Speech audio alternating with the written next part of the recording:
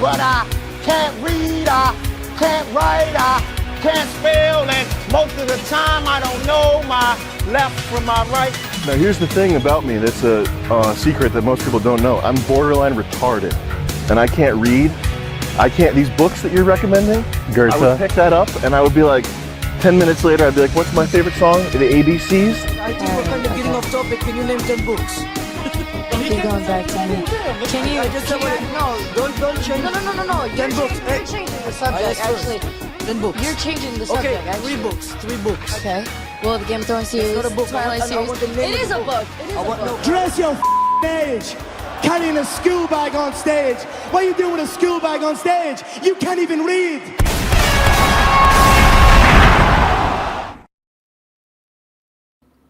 What is going on? It's been too long, Prude. It really has. It really has. But good morning, good afternoon, and good evening. I, too, agree with Iron Age Phlebotomist. I am actually retarded, and I pray that every day. Lord have mercy on me, for I am evil and retarded. But damn, is it good to be back to another episode of Do You Even Read? And we've got one hell of a book for you, no pun intended. Dimes, how are you? Good. You can hear me, right? It looked like my mic briefly cut out for a second. No, you sound good, friend. Okay, good. Doing a thing. I'm doing great. You were on a sabbatical. I hope you're all rested up because we got a doozy. Life, you know what? Just not to get into the headlines or anything, this seems like one of the worst years on record.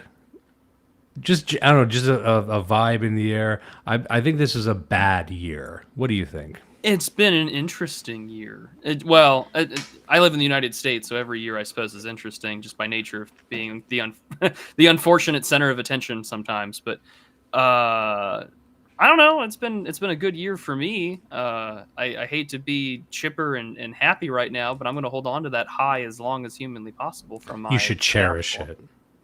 Cherish it because here's the thing: it's going to slip through your fingers like gelatin soon. It's already started because the discussion of I've now entered the dreaded, well, we need to start talking about wedding planning. And I'm like, I think I'm going to walk into oncoming traffic. This guy, if you don't know, if you haven't heard the news, he's betrothed. I am engaged. How's it feel? All my anxiety and questions about it disappeared as soon as I asked the question. So I feel pretty content.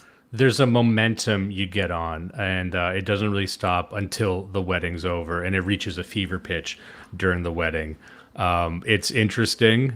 It's a lot because it goes faster and faster. You can't stop. It's planning an event sucks, but you're gonna look back on it and wonder how you did it. But I'll tell you, and let me just say this: a piece of advice: don't skimp on the photographer. If you get a bad photographer, everything's fucked up. Good and I don't to know. Yeah, there's certain things you don't want to skimp on. Food is one. No one likes one. We paid through the fucking nose for our wedding. We went into debt for our wedding because I had said, you know what? I want people to order their steak cooked however they want. I don't want just medium steaks. You want rare, you want well done. We got boomers here. They don't eat rare steaks. It confuses them. They need well done steaks. I'm like, I want people to decide, well, that's going to increase the price by $40,000, whatever it was. So we made the executive decision to ruin our lives early. That's when you want to ruin your life financially. Is the best time to ruin your life financially was yesterday. The next best time is immediately. This stream is brought to you by gambling.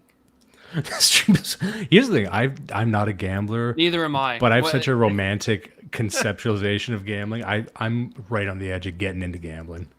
I feel like I'm a few years younger than you, so I'm always like, well, I've already had my gambling. It was called the video games industry. I don't need to get into the real thing. Like when I was in college, I always thought it was funny because I lived right next to a casino. It was like 5 minutes from my apartment. And I never thought about going. I was like, you know what I should do? It's the same thing with strip clubs for me. I don't understand the appeal. Perhaps it's just like a generational difference. But it's like, wow, I could just drink, turn on porn and loud music, and burn a $100 bill and get the same effect. and I've never bothered. I've never been. Yeah, you can either pull the arm on the slot machine or do two great things that taste great together. You want to know a piece of Dimes lore? Many years ago, when I was in my early 20s, I went on a Carnival cruise, and it was in the Caribbean, right? And I was a single guy, and surrounded by gambling, because that's where you go on these cruises, these massive skyscrapers sitting on their side, just trudging through the water. It's all, the worst comedy acts you've ever seen, and then just free shrimp and booze everywhere and gambling. And you could smoke anywhere you want. 'Cause these are my peak smoking and drinking years. So that's what I did. But even there, I wasn't compelled to gamble.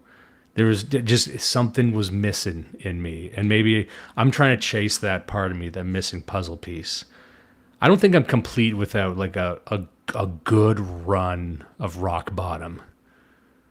You know what I mean? Everyone should have a gambling I feel like rock bottom. you just bought a house. I feel like you've already gotten there financially. Yeah, it just says I'm looking for one of the.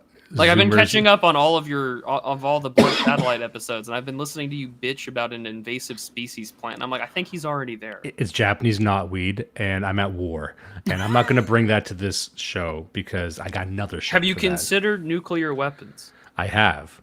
I've considered chemical warfare, and the chemicals don't work. I'm out there on my You got to go Unit 731 on that shit on Japanese knotweed. I'm down in the. Have you suck. considered offering it comfort plants from Manchuria? It's such a funny idea. That's so fucking funny. Have you considered comfort flowers? What if we had a subversive whore plant? And thus the poison ivy was made in the DC Comics writers' room. This is a great way to start off our coverage of Christianity and classical culture by Cochrane. Just two degenerates before we talk about how Rome adopted Christ. I just want to say, Ted Faro, I see That's a Satan great fall line. like a handle in a slot machine. What a great line. He also said, I'm thinking 2025 is the year for, I'm thinking it's the year. Every year's the year if you're brave. All right. So we have a lot to cover with this book. And I just want, I know you've got a lot of notes. You got a lot to say. I covered this book, Christianity and Classical Culture, on our show, Blood Satellite, a while ago.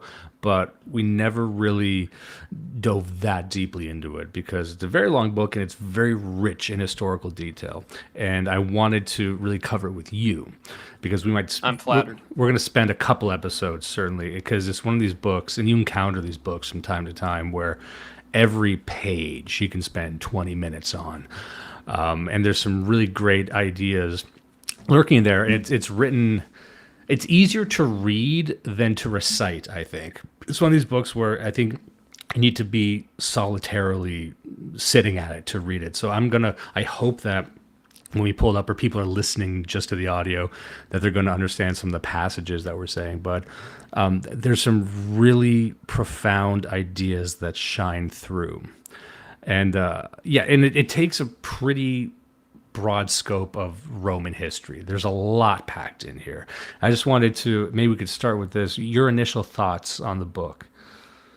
This is one of those books that I really wish I had read sooner, or it's one of the, or even just the undiscovered gem that I would only have known about or heard about through being an online internet racist reactionary, whatever you want to call it. Those things are not insults; those are compliments and titles of endearment.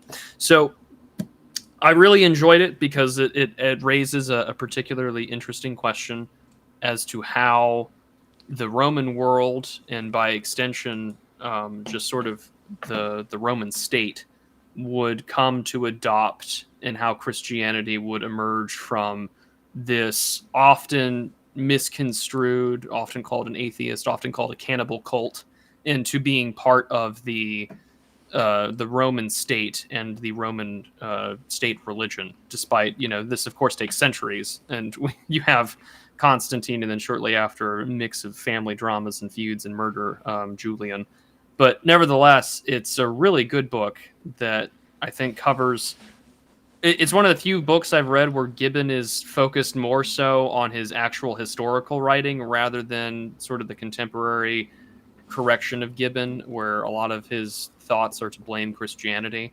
And so this is pretty straightforward. I don't think Cochrane gives too much of a pro-Christian bent at all in the text, and I think he does a pretty good job being even-handed as to how things had emerged. He cites a lot of primary sources that we have from the time, and as someone who's done a lot of like reading on church history, this was a really cool, quote-unquote, I guess, secular component to that as well, and so I really enjoyed reading this.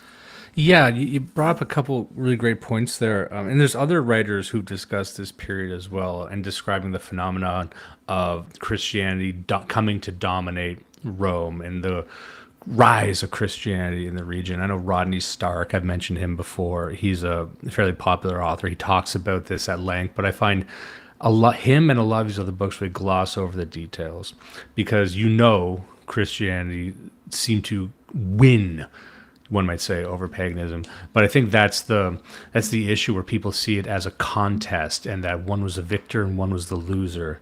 And I think it's much more interesting to frame it the way Cochrane framed it, which is that he's describing it in a pretty cold way, just saying, here are the facts. And he shows the ebb and the flow of the acceptance of Christianity. It wasn't just one linear movement. It was heavily conflicted, and the story outlined in this book is of a heavily conflicted region and just trying to state the circumstances which facilitated the spread of Christianity, not as if it were a virus, because that's how some other people say, like maybe Gibbon says that, where it grew through the cracks like a vine, but it was, the cracks are to blame. If we were stronger, then Christianity couldn't have taken hold.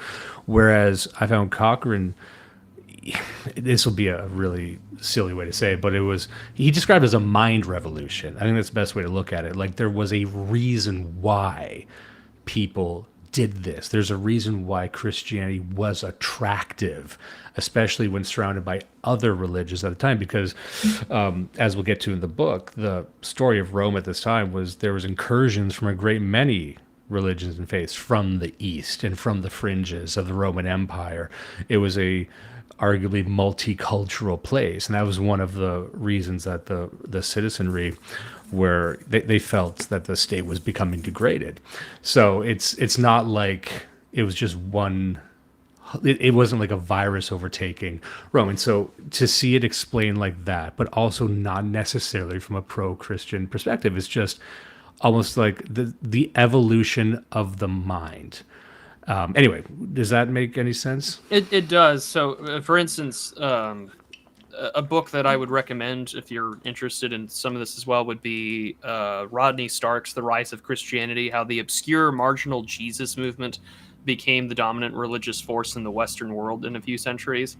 And in that book, and I know Stephen Carson, Radical Liberation, used it as a model for his talks at a conference a couple of years back, but it highlights that this was a religion that had taken hold in the cities, and primarily as well with its literate, well-read philosophy-minded elites.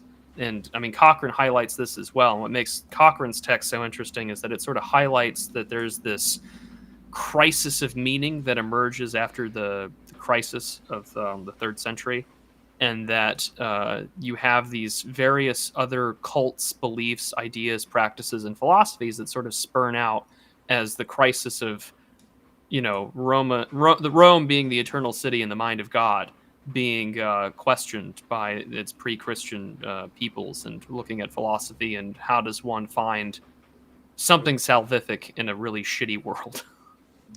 Yeah, sorry, something happened to the book that was on screen there, I think. Can you see the book on screen? Yeah, I sure can.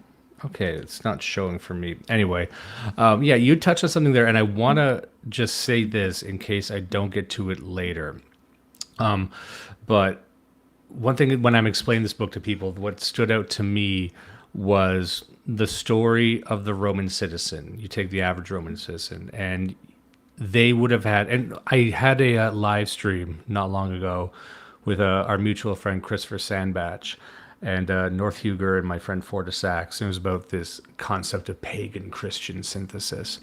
And one of the Sandbach fucking ran a clown car at my penis hole for saying this, like the word identity, but I said the Roman citizen had his identity bound up in the state. Now it's much deeper than that. It's much more subsumed than that. It's not identity like we would understand identity now, but the idea was your entire person, your essence was bound up in the Roman state, which is what fascism as a movement tried to recreate. But if the state becomes degraded, if there's a mad emperor, or you start seeing that multicultural incursion, you start to see the state begin to weaken, then your very essence becomes weakened. So just to set this up, the story that we're telling of Rome is already in a state of degradation and decay, although they wouldn't know it at the time. We would know that now. But it's a very chaotic place. It's still strong militarily. It's arguably strong culturally, but the reason Christianity is appealing is because the Roman is in crisis at this time and is looking for something. And one of the most fascinating aspects of this book, and I'm sure we'll get to this at one point, is how Christianity is only one segment of a much longer chain going back, which he traces back to the Greeks. And even to his credit, E. Michael Jones talks about this in the book Logos Rising, which is sort of the history of the Word of God, what that means, and saying that it was due to Greek philosophy and even more ancient ideas that allowed the Roman, and on down the chain up to us, to understand the concept of the one, which is a radical idea to compared and contrasted against the ancient mind, maybe the pagan mind. But Christianity ended up being an answer to a series of inquiries and philosophical revolutions that trace their roots back even further into antiquity.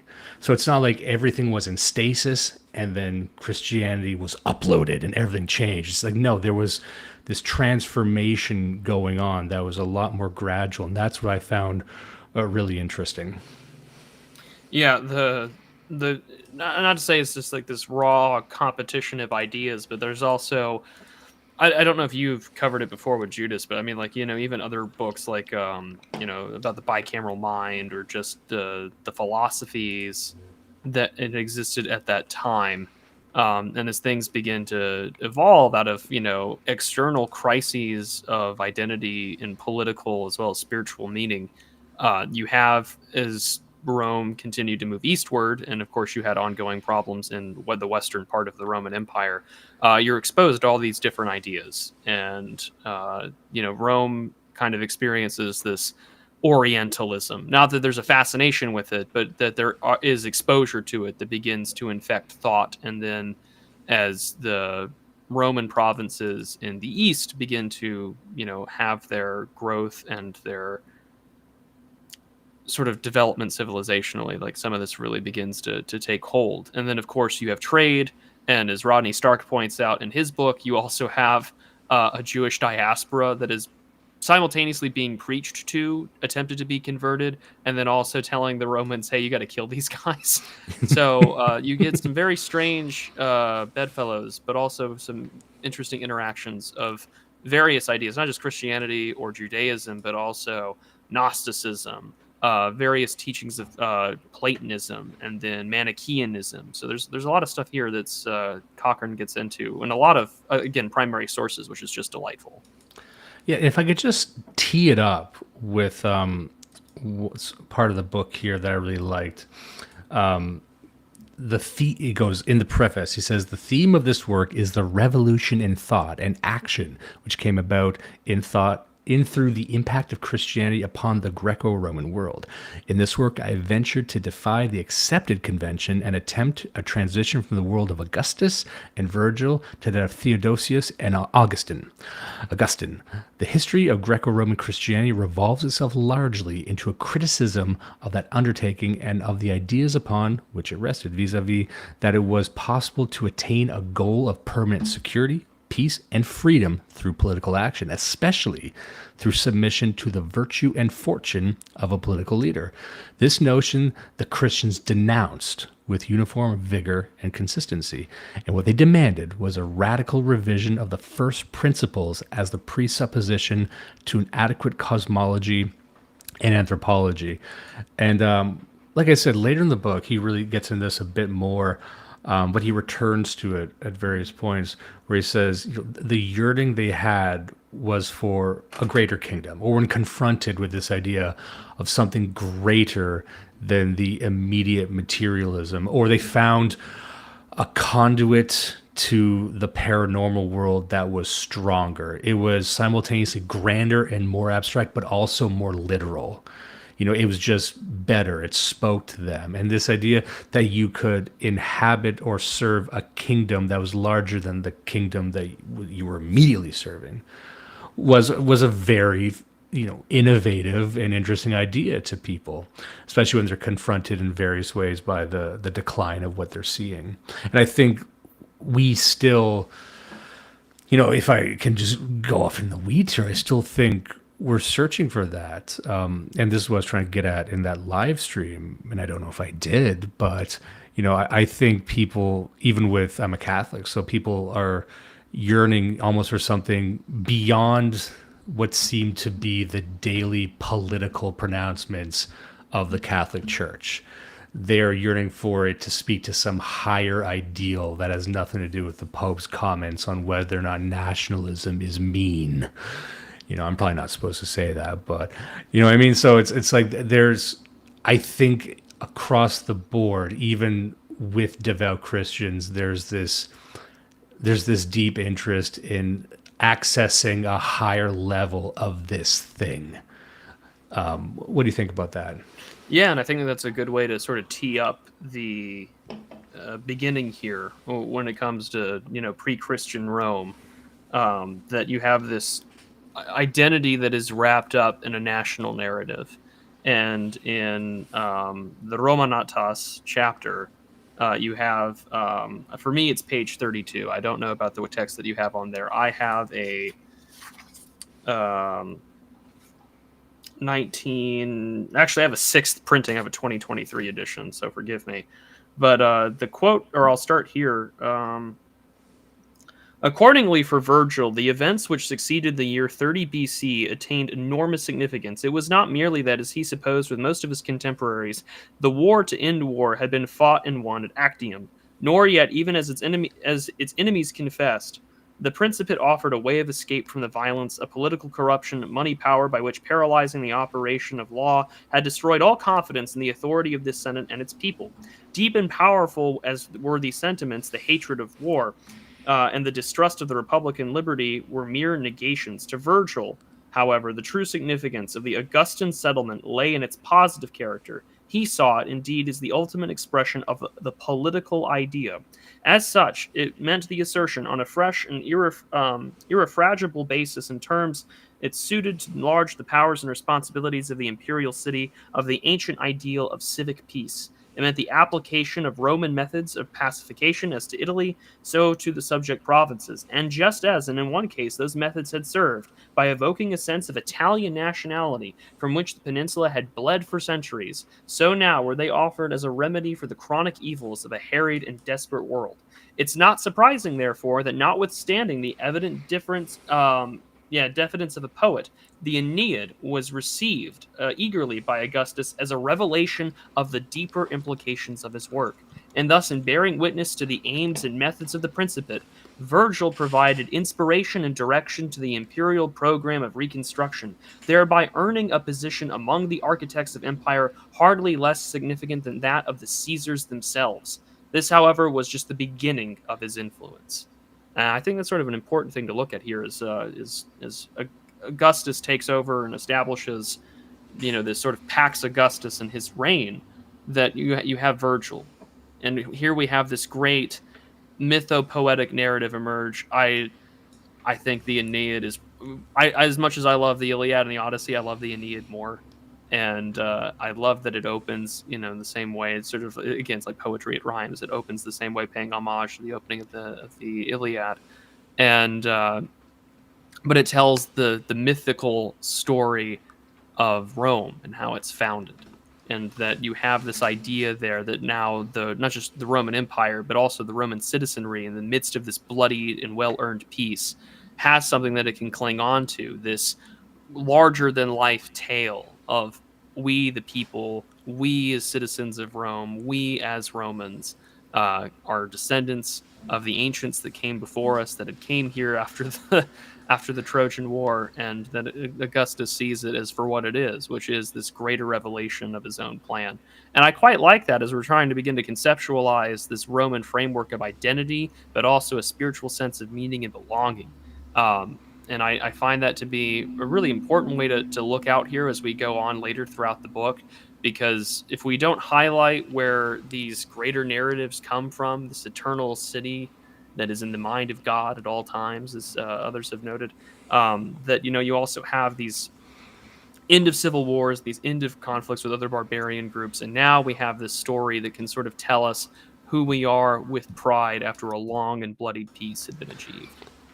Yeah, and what's most important about that is one of the themes of the book is that these are all gradual steps in the same direction. And I believe, and correct me if I'm wrong, he actually contrasts the Aeneid against the Iliad because he describes the Iliad as a much older type of story, even contrasted against the Odyssey, I believe, unless I have those mixed up.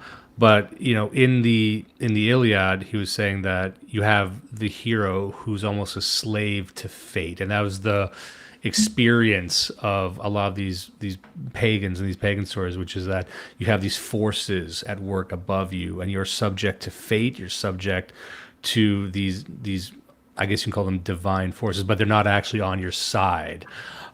Whereas as you see these works of fiction or mythology or literature evolve over time, you have them grasping the idea of like, now we're the heroes. You, the reader, you're part of this thing, and you can take more of an active role in every step of the way. I'm not trying to say this was the birth of individualism, but I'm saying modern individualism has its genetic code woven through this entire thing. Because first you have to, again, grasp the idea of you mattering, you, the reader. Maybe you're so locked into the hierarchy, you don't see yourself the same way a modern person sees themselves, obviously. But you're beginning to start to understand these ideas of just, like the one, or like the glorious I, in that sense. And it's reflected in these books where the hero can take more and more control from the forces of nature. Yeah, and to continue on there, you have this this movement from like subject to being captive by the fates or the divine or the gods, and that this is the tale in which you yourself have to navigate this world. For this mission of eternal Rome, it now changes, and in doing so, you have a sort of the spirit of Rome, and by its extent, you also have your own system in place. You have a narrative, or I guess for lack of a better term, like a political formula in which you now can address the Roman system of its classical gods and its sort of like pagan clerical system and the sacrifices and the games that take place and the names of those deities. And now that you have that narrative for it, you look for it, which is, as he notes out here, he says, Virgilianism marks the resolution of a problem with which Romans had been confronted since the dawn of national self-consciousness in the days of Cato the Censor. With the conquest of the Mediterranean, this nation of intelligent peasants, suddenly transformed into a great imperial power, was plunged into a state of unparalleled and moral and intellectual confusion, dimly conscious of the unique position into which chance or destiny had thrust them into, but disconcerted by the novel character of the problems they had faced. Their bewilderment found expression in conflicting historical movements in the 2nd century BC. These movements came to a head in revolution, and the issue which we have tried to describe. The outbreak of disorder and bloodshed on the streets of the capital had been this signal that the Pax Romana, the traditional basis of social peace, was hopelessly destroyed. And thus, this fact was imposed upon the Romans a problem of reconstruction, a solution which became increasingly pressing, and it slowly became evident that the alternative was collapse. Coincident, therefore, with the development of this crisis, there occurred in Rome a series of tentative efforts to formulate new and more adequate basis of this concord. It is no disparagement of these efforts to say that coming as they did in a time of unprecedented economic, social, and political upheaval, that none of them proved to be final. The Romans indeed had to wait until, with Virgil, they at last discovered the answer by which their doubts and perplexities were resolved. It was he, more than any other man, who charted the course of their imperial future. Nevertheless, the elements of that problem that he saw were inherited from his predecessors. For his solution, he had made heavy drafts upon them, so that directly or indirectly, they also contributed important ingredients to the common body of ideas that was to dominate the life and mind of imperial society.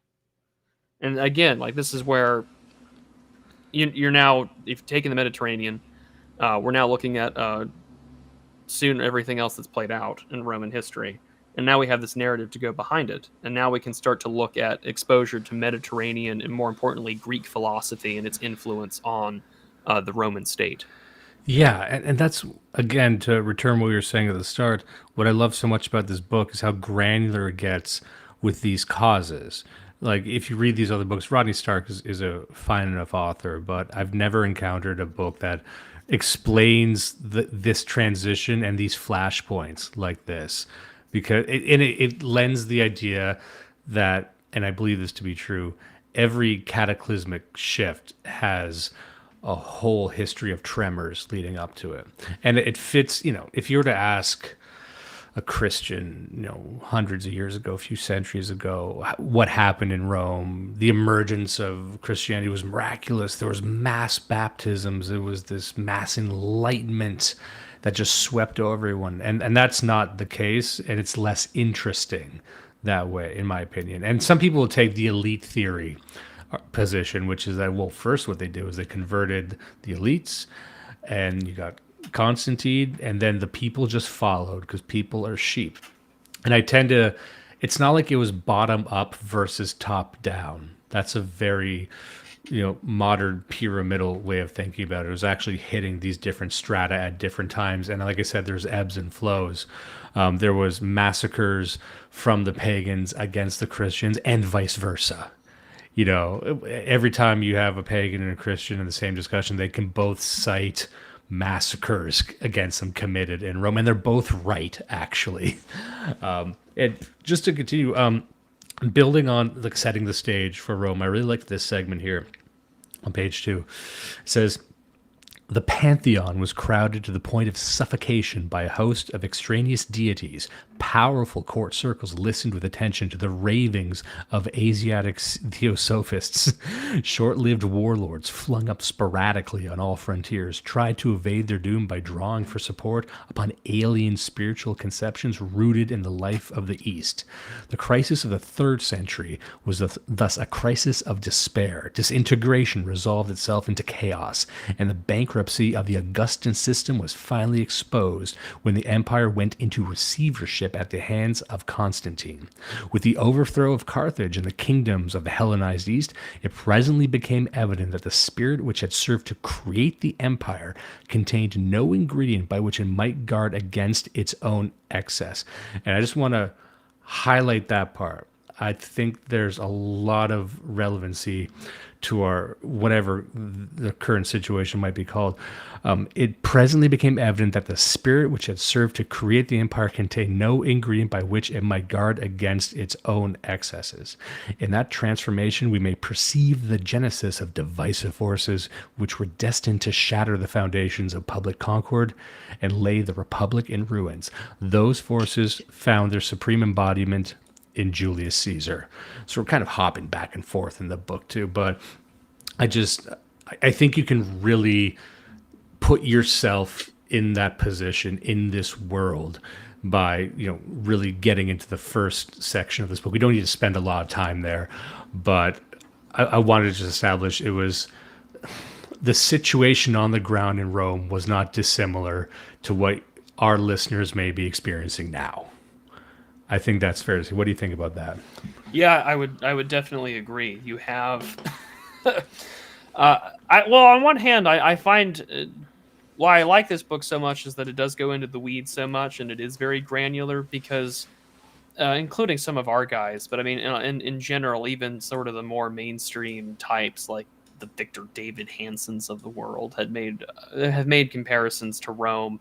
Are we in the crisis of the 3rd century?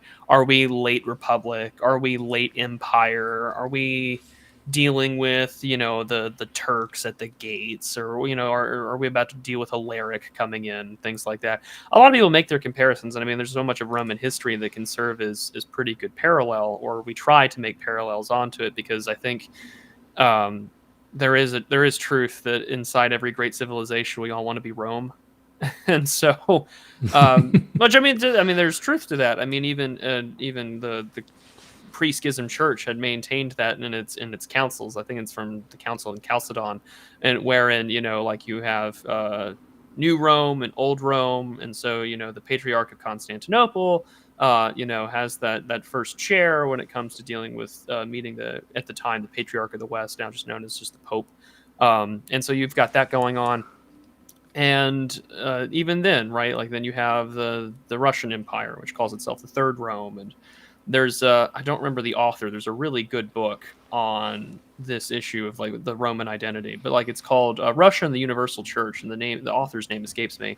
But one of the things he points out is like even in the Christian world, like it's the Christian East at this time in the Byzantine and the Roman Empire, wherein like you see so many multitude of heresies pop up that have to be sort of countered that you don't really see so much in the western part of Rome and the Western Church, in part because this is where the empire is sort of like at, and they're still dealing with war and they're still dealing with proxy, and you have this question about temporal power and overruling these things, and there's this great crisis of like, well, where does that power mean, or where, if we have this this faith, this confession, this deity, this God, in which is very difficult for a lot of people to sort of wrap their heads around, if I can lower him down a little bit to where this duty to a higher power, this transcendental salvific viewpoint can be maybe lessened and prioritize my own earthly power, then I can focus on imperial business and just get my hands out of this mess and go on from here and do what I have to do. And when I'm reading Cochrane, and I've been reading him now for the last several weeks in preparation for this, and I've been really enjoying it. I'm still got like 100 pages left in the book. It's a thick one. But I noticed that even in pre-Christian Rome, that there's so much meddling in affairs in which even senators and emperors are getting involved in these businesses, because there's so many things that you sort of have to pay homage to, especially with this large pantheon. And even in our secular society, it's like that too. We have so many groups and identities, and now we're seeing fucking Sikhs in America apparently praying over in Congress. Like, it's a very strange sort of like political cosmopolitanism that mandates its presence in all things religious, and even of course the Roman word for it, religio, or Latin, I should say, but it's all there. And yeah, so you can imagine, the average American is told that it's the most Christian thing imaginable to allow these public and humiliation displays against them from these foreigners. You could imagine the exact same thing happening in Rome, that look, these incursions from the East, the expansion of Rome and all the filtering in of all these ideas. What's more Roman than that? And then the average Roman saying, I don't like this. And I just want to point out this great line here from Richard, and he was echoing something I was going to say.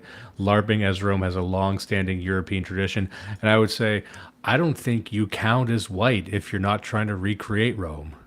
And I mean that. And I mean, you don't even need to think of it logically. You just, when I say that, you kind of feel it. You say, yeah, you're mouthing the words, yeah, when you hear that.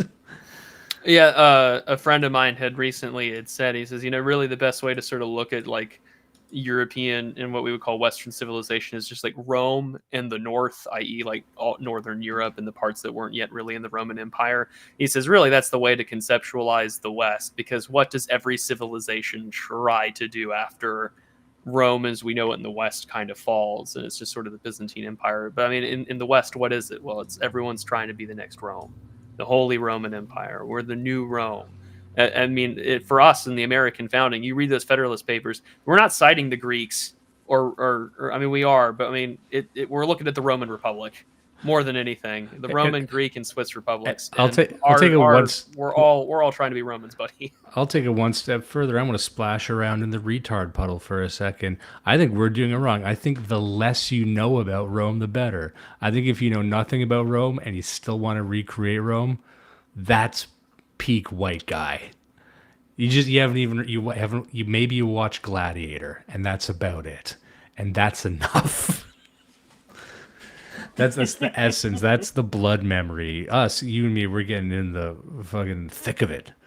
We're breaking out the microscopes and the barometers and the little rubber mallets, trying to dissect this thing. No. Just go on the fucking surf the vibe, and you'll do fine. Well, speaking of vibes, I think this is a good point here about this will be the last thing I mentioned about Virgil, just because I love him, but this is also a really good point. He says, for as Virgil sees it, civilization does not evolve itself. It is not the ultimate but unforeseen result of a fortuitous collocation of atoms. It must be constructed, and Virgil envisages his countrymen above all else as builders. In order to properly understand Aeneas, it is necessary to think of him in the role of immigrant and pioneer, mankind against a background of nature which he seeks to subdue his purpose, concentration of the powers of heart, head, and hand in the steady pursuit of an end kept in the view to the exclusion of all subordinate aims, the will to work, the will to fight, boldness of innovation combined with an intense desire to preserve acclimated gains, that passionate affection for which had been achieved by blood, sweat, tears, and misery, which men call patriotism, a sentiment even for us akin to religion, to the Romans religion itself. These are the elements of a picture unfolded by the poet in measures, the stately beauty of which accords precisely with the demands of the theme. There you go with LARPing as Romans. If you're a settler colonial society, you're white. Yeah. And one thing that, and this is calling back to what you had said before about, the generation, this idea of the Roman people. I skipped ahead here to page 56 on my end, but he's got this part here I highlighted, and maybe this is the time to fit it in. He says, from this standpoint, there can be no question as to the ultimate residence of sovereignty.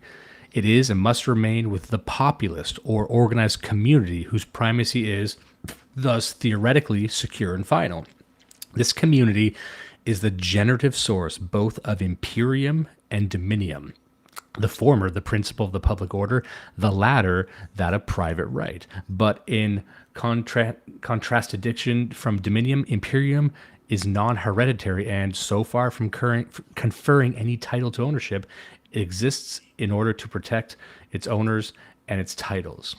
And I like that idea of sort of the shifting from the sovereignty shifting from the state to the people, the Roman people, even gradually, as it is beginning to achieve a conceptualization of itself as captured by these great poets and writers.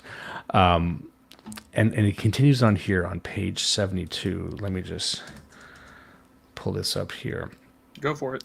It says, from this standpoint, the permanence of Romanitas was ensured by the fact that it made possible a realization of what have been called the essential and indestructible elements of the private personality. In so doing, its success depended upon its method, which was that of building, so to speak, from the ground up. In other words, upon a recognition of the truth that in this earthly world, the material seems grimly enough to be the basis from which men have to discover the sources of spiritual adequacy. Of this impressive system, it may be observed that the dominant conceptualization was novel. Amid the wreckage of empires founded on tyranny and exploitation, it stood alone as the project of a world community united by ties of the spirit. And yeah, that's sort of, again, jumping ahead to a bit later in the book, but that was what was capturing the minds of these people as Rome was decaying around them. So we got a super chat here I want to call attention to.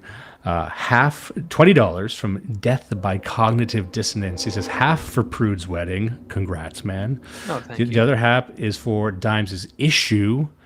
I'll leave it at that. And unfortunately, that could be a great many That could things. be anything. That can be a lot of stuff. I think you should spend those dollary dues on comfort plants for your Japanese not weed. That's $10 USD. Ooh, baby. That's so much. So many comfort plants. I'm going to the Home Depot to take care of one of the issues. Let's just say it's an attic issue. Do you have bats? No, we had to fix our roof because part of our roof, when we bought the house, they said it was a new roof. What they neglected to mention was that there's a flat part of the roof, very much like a Pizza Hut roof. My wife doesn't like it when I describe that, but it illustrates what it is. There's a little flat part on the roof that had not been done. So we had to just pay several $1,000s to come in and redo that because it was leaking, long story short, leaking into the attic. And so I think I need to get up there with a dehumidifier and dry it out so I don't end up with mold. Anyway, that's a mid-story long, frankly. There could also be bats. I don't know. There could be a lot of stuff up there. I thought there might be vultures up there at one point because we had a couple vultures hanging out on our house. Oh my. Yeah. But, my wife's thinking, was that an omen? You'd think vultures are an omen. I don't think they are. I think they're just vultures. It doesn't signify shit. Well, that's another thing I picked up from reading this book is just how much what we would call superstition. I mean, this is also pointed out in Fustel de Coulanges, the ancient city, but like just how much something like that, vultures, like a sign, would be treated as just the almost the national mood and character if something like that were to be seen. And not even just the famous, in the sign thou shalt conquer, but also just in pre-Christian Roman society, that things like that would take a large place. And in fact, as the Mediterranean is conquered and the Hellenistic influences are very clearly on the Roman mind, Cochrane points out that, now that the Romans had sort of taken on this position, the question is now going to be, are they going to succeed where Alexander the Great so many centuries ago had failed? What chance does she have to succeed where Hellas had failed in that regard? And this isn't just like keeping the territory conquered or expansion. There's also this, I don't want to compare it to like this chiliastic sort of these heretical viewpoints of like Christian eschatology, but there is this view even in the ancient world, the pre-Christian world, as Cochrane points out, about, well, can we have this peace again? Can we have Pax Augustus again? Can we have Pax Romana again? Can we have it with each new conquering? Can we finally find this 1,000-year peace that we've been looking for? Again, LARPing as Romans, 1,000-year reigns and such. Yeah, it's just, it seems like America's as close as anyone's gotten to recreating Rome. Would that be? I feel like that's an insult to Rome. It sounds like a novelty take, but I'm not sure that it is. If Rome had the internet, maybe Rome would look like America. That's terrifying. Actually, no. Let's not go with that because I feel like that bastardizes Rome. He thought about it for a second. He said, "You know what? That's retarded." No, thank you. Look. He doesn't got a show with Geo right now. I cannot be the new Geo. I will not be the guy. You don't talk about women like he does. You're fine. Dimes, you fucking idiot. You shit. You're a shit guy. Shit ass. I'm like, that's my memory of the digital archipelago. Just the last episode we did, although we'll be back later. Oh, Hazel says Dimes vultures are very Roman. They are. Nice. We got a lot of vulture guys in the chat. I had no idea. I think people are just hungry for blood. People are hungry for roadkill, and that's why they tune in. Welcome to Do You Even Read? The intellectual roadkill of the online right. I'm your host. I wanted to jump part. I know there's some parts you want to get to from part 2 of the book. I just wanted to splash around here a little bit. Sure, absolutely. Looking at page 30, it says, The perils by which the ancient Pax Romana was threatened were already evident in the days of the elder Cato, even if their meaning was not yet fully understood. It was indeed Cato himself who first sounded the note of alarm. Viewing with apprehension the rapid disintegration of the traditional morale, he attributed it to a mixture of elements brought about by the wars of overseas conquest, which had exposed the state to the influence of foreign customs and novel examples of living. In his hostility to influences such as those represented by the Scipios may be found the explanation of Cato's famous observation that the reception of Greek culture would mean ruin for the Roman state.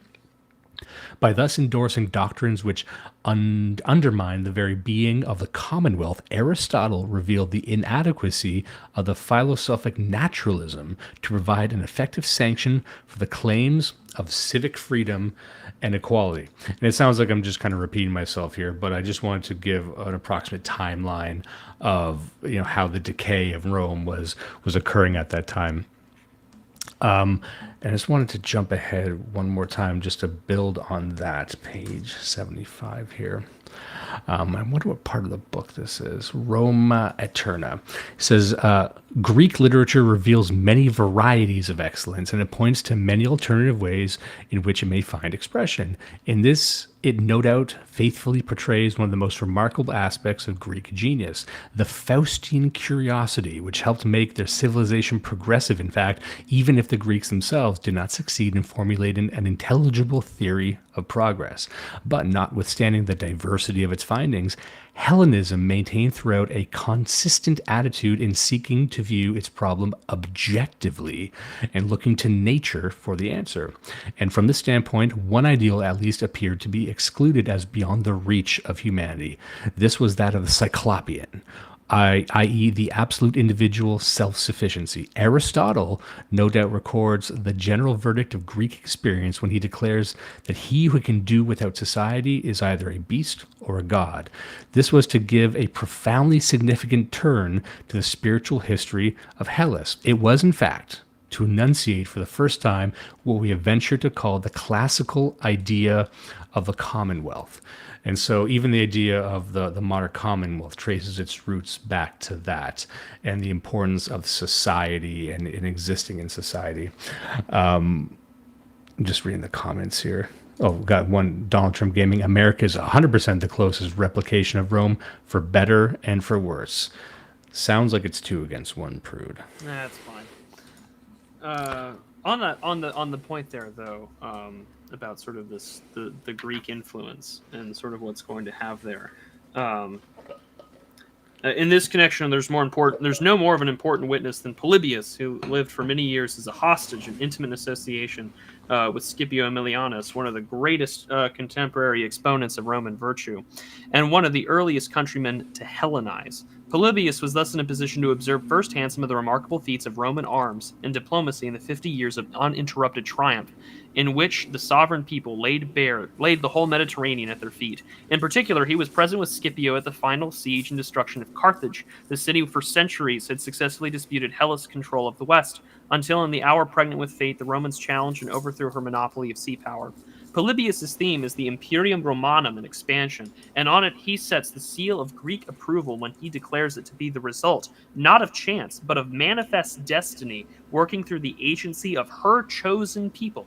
Adding in characteristic fashion, the success of the Romans is to be ascribed as the excellence of their constitution, which embodies all the advantages of mixed form, and in that time meant fashionable in Greek philosophy. And later on, I find this particularly interesting because everyone does. We make fun of the "we was king" stuff, but in here he says, it is doubtless also to the ingenuity of Greek writers that we owe the development of the Trojan myth, which later has been proved to be reality through archaeological work, in its application to the eternal city. To have ancestors who fought at Troy was, for the peoples of antiquity, a conventional badge of gentility, and it was on this score that Procopius, 1600 years after the fall of Ilium, was to recognize the right of the Goths to share in Greco-Roman heritage. The legend was employed in a precisely similar sense on behalf of Roman people long before it was adopted to the support of peculiar claims of the Julian house, and its effectiveness for the latter purpose attests to its value for the former.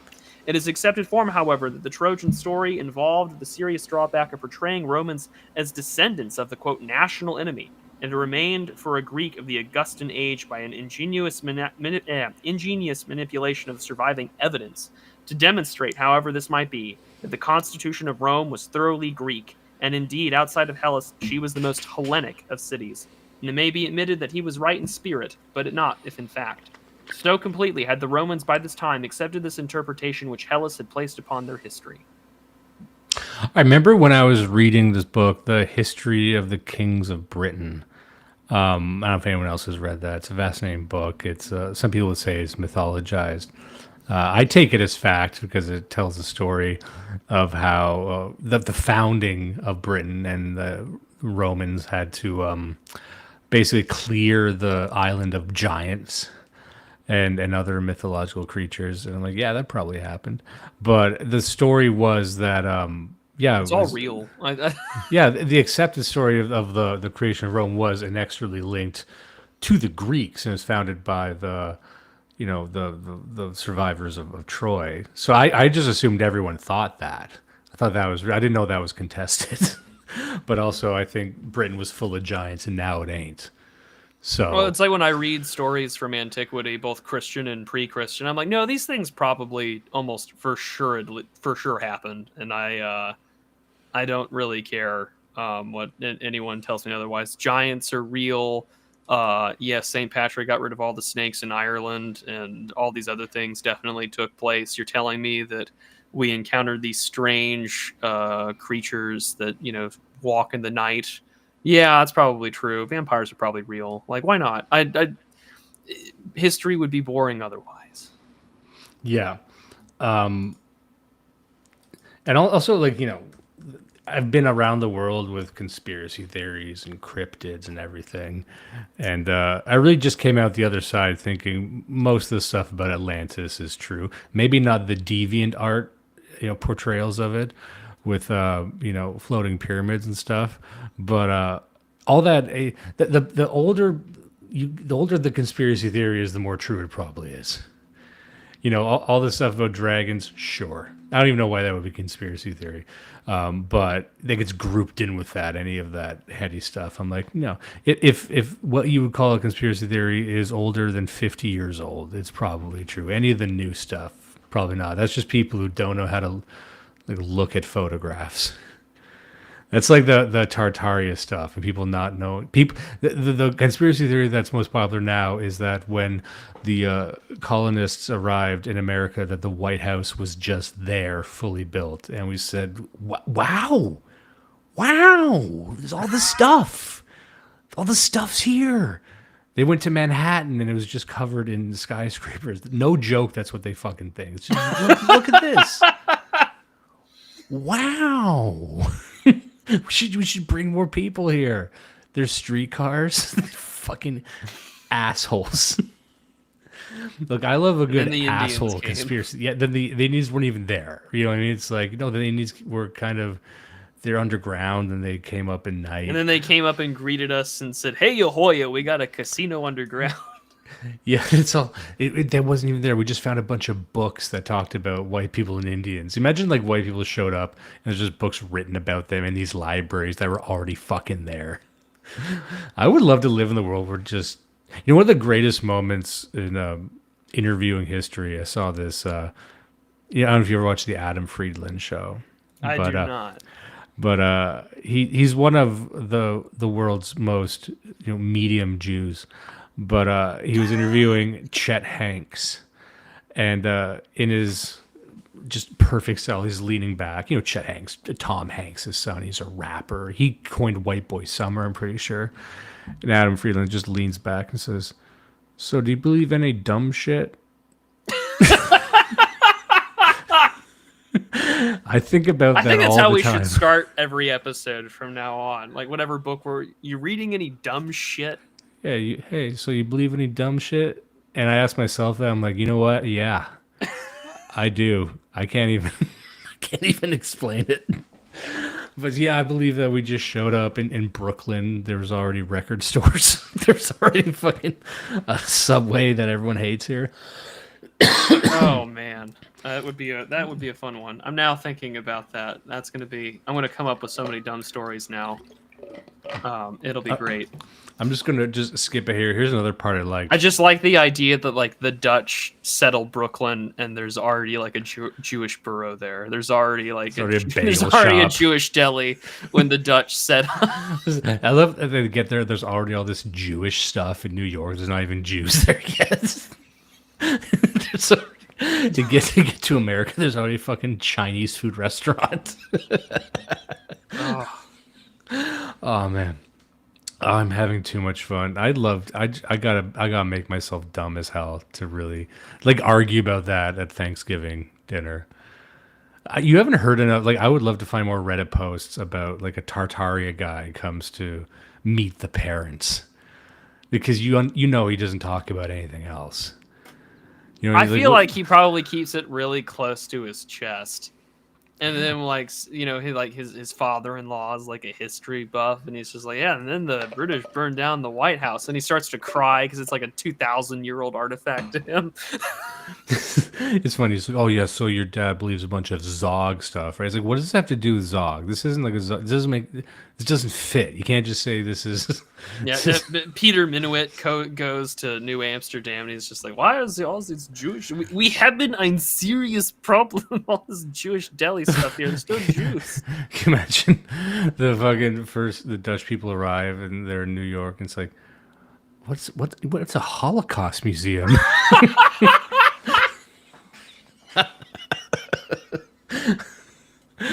Oh man. Oh heavens. I can't follow that joke up, unfortunately, without getting in trouble. We gotta talk about Rome, gentlemen. Let's get out of here. We're dancing on the razor's edge right now. Yeah, we're dancing on some real speculative history. So I'm looking at page 104. It says, thus envisaged, the problem of politics is to reconcile liberty with authority. We shall best understand the attitude of Livy towards this problem if we consider it against the background provided by Sallust. Romulus, declares Sallust, took over a population of rustics, utterly devoid of law and authority, and they had come together with one fortification, notwithstanding differences of race, language, and custom. It's marvelous how quickly they coalesced. Thus, within a brief period, a loose and amorphous multitude was transformed into a civil society. It had been pointed out that Sallust here inverts the true historical order. The nucleus of Roman society must have possessed racial and cultural affinities, which the historian chooses arbitrarily to ignore. So you have this... like we talked about the birth of the civic society or the Commonwealth. We have this idea of Rome being more than its people. Like the state, it can encompass all these different peoples. And you almost see like a proposition of a multicultural Rome. It's like, look, Rome was originally, there was no Romans, and it was a mishmash. It was from its very foundation, a multicultural project. You know, he would not say that Rome was a melting pot, but he's essentially saying that.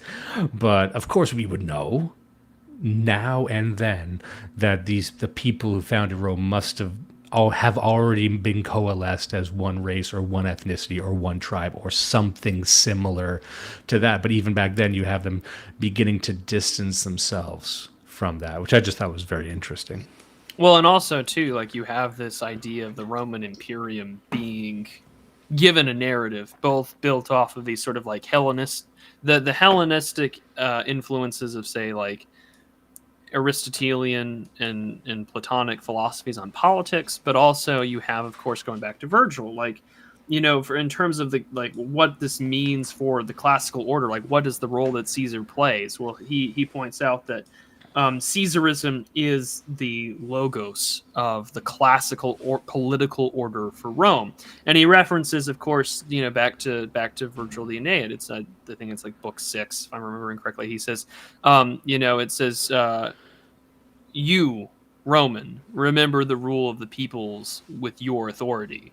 Like there's now given this formula on top, and you've managed to conquer, but also just remember, like, you serve Rome. And you serve the people of Rome. And we know who Romans are. And they're not the Carthaginians. They're not the Greeks. They're not those out there in Thessaloniki or whatever. It's those in which you settle, and it's the people in which you bring in. And that too, as we point out in this whole section on the reconstruction of the Roman idea, that this is predicated on a divine authority that is given itself in its ruler. And it's a very temporal rulership. And as you had mentioned when you talked about this with Judas, like you also have the Hellenized influence, of course, of Heracles or Hercules, that, you know, you have a man who then, of course, ascends towards his divine status, but he charges the way, and in which we also, too, can have these cults of emperors that we see like him. Those traditions continue on. Remember the peoples of your authority, that you too may worship him and have games in his honor, for he is now amongst the pantheon of gods. Yeah, speaking of Heracles, this part I really liked here at page, sorry, I'm at 110, need to be at 112. I guess this looks about right. Anyway, it says, accordingly, in the myth of Hercules or Heracles, they discovered a form of the power cult which appealed to them as elevating rather than degrading the human spirit. Hercules, declares Cicero, has gone to join the gods, but he never would have done so had he not paved the way for himself while he was still a man among men. Again, the fact that the law commands us to worship certain of the human race who have been consecrated like Hercules and others indicates that while indeed the minds of all men were immortal, those of the brave and good are intrinsically divine. We're now in a position to see the point to which the pursuit of strictly human excellence by powers strictly human has brought us. We have crossed the frontier of mere humanity and entered the region of the supermen. And I guess really what I'm trying to get at here, it's that, like I said before, it wasn't that Rome was in stasis and then Christianity showed up. We've articulated that there's these steps that kind of, like we were just saying, there's the birth of an idea that, like Rome, it's this collective, it's a universalizing entity.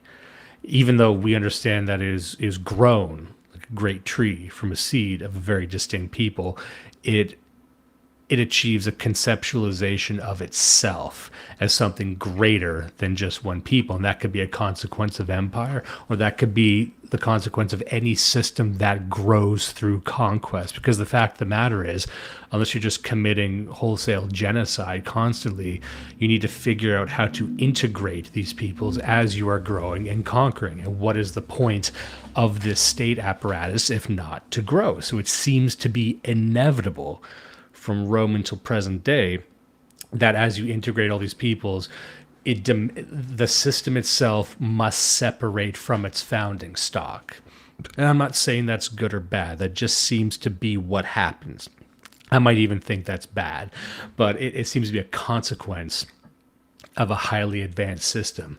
But even with as we've seen with the Heracles and the birth of the Superman, that there's a heightening of the individual, of the Roman, that you can achieve something. You're just not a slave to these divinities and these forces. By your actions, you can achieve greatness and achieve a position amongst the gods. So again, not that it's setting the stage for Christianity, but you are seeing the because this is the argument by E. Michael Jones, that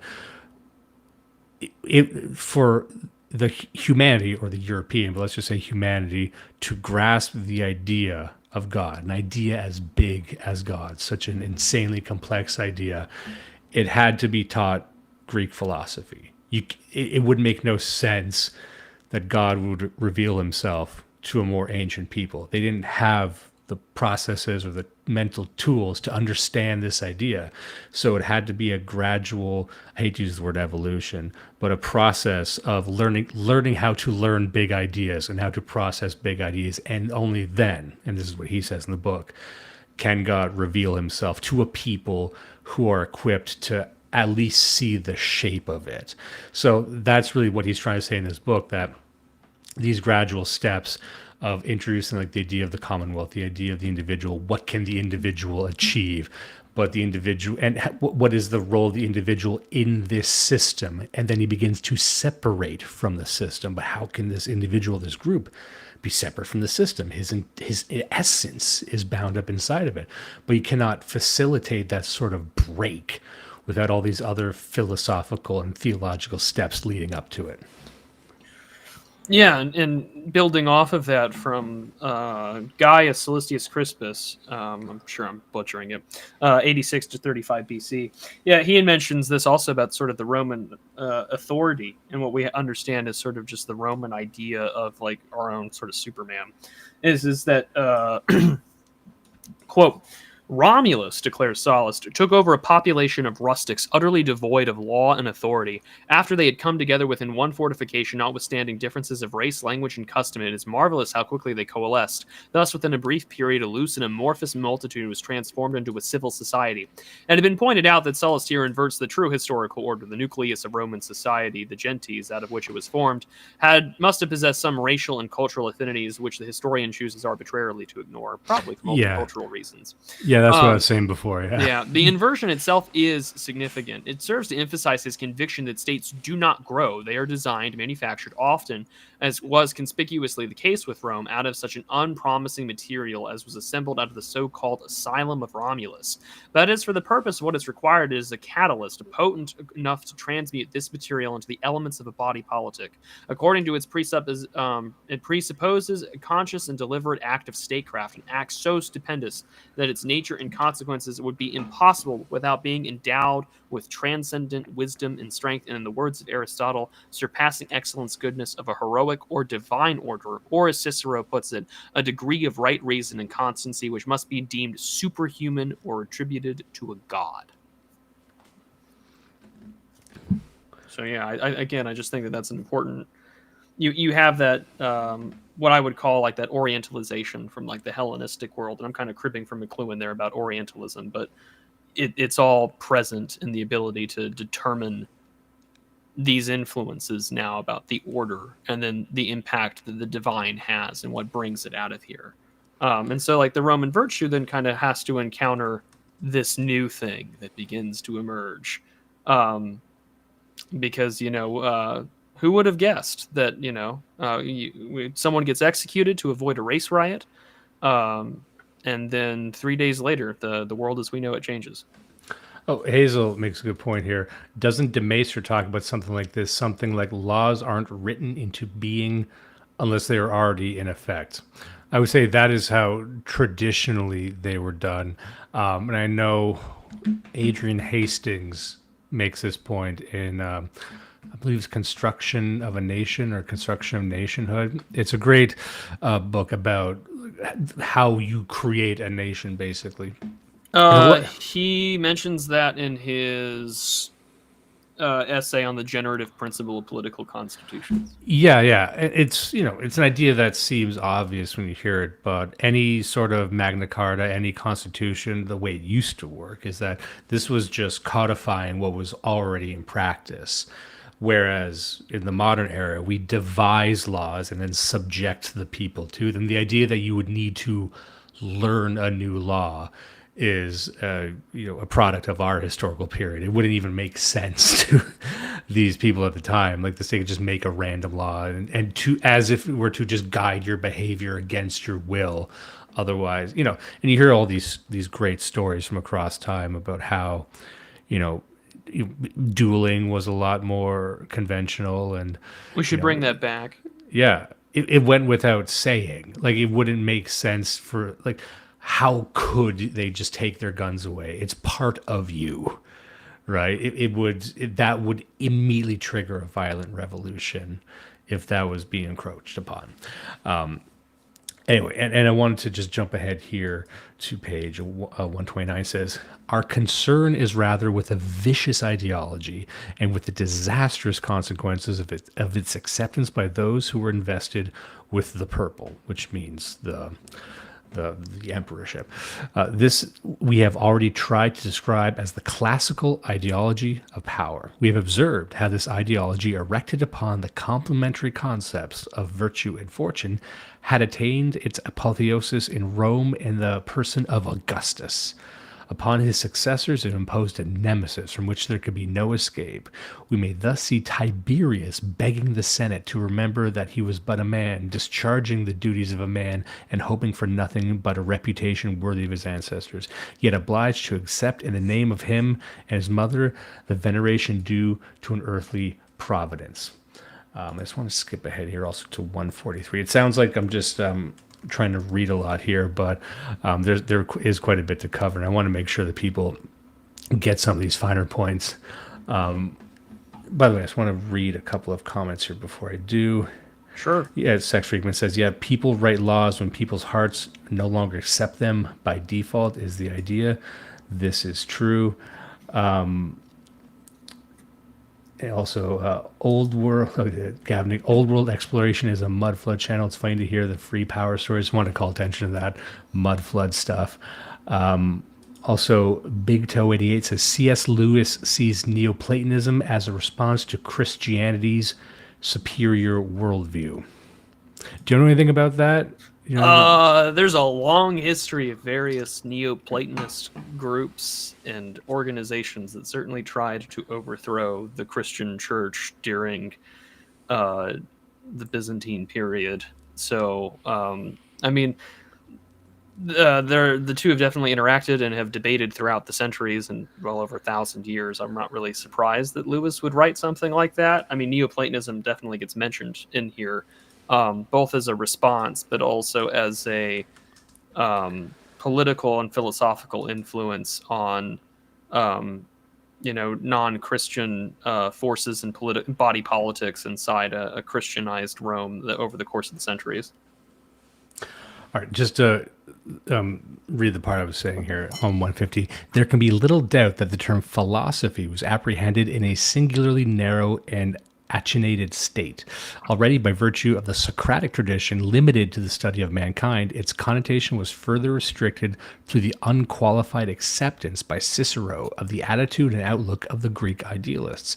But if classicism thus excluded many of the subjects of most concern to the modern mind, or if it approached them in an entirely inadequate manner, it nevertheless raised jurisprudence to a plane never before attained. And while, of course, this was to remain a professional study, its general interest gave it a unique significance in the cultural scheme.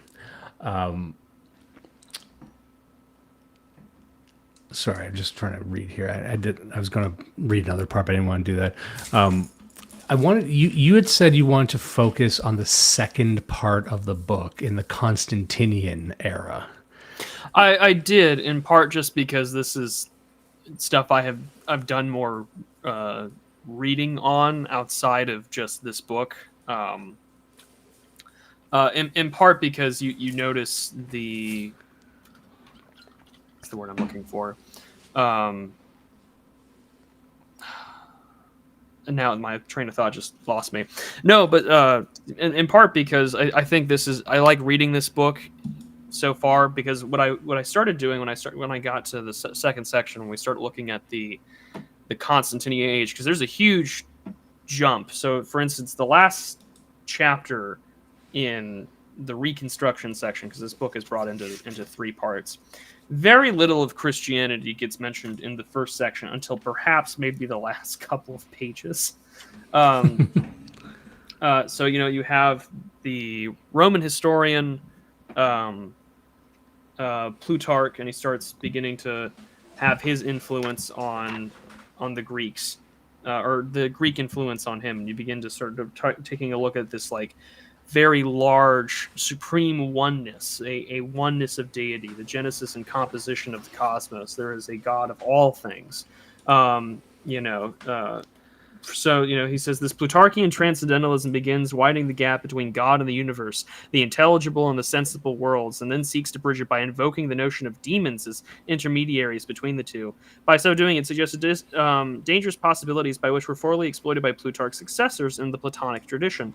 First was the investigation into demonology. The second was perfecting a technique for working the demons. The result was to give rise to a series of theosophies and theurgies, together constituting the theoretical and practical aspects of what can be professed to be a science of spiritual dynamics. We cannot pause to characterize these developments further than to say they included various forms of mesmerism, hypnotism, autosuggestion, table rapping, clairvoyance, and second sight, and necromancy and the evocation of the spirits of the dead.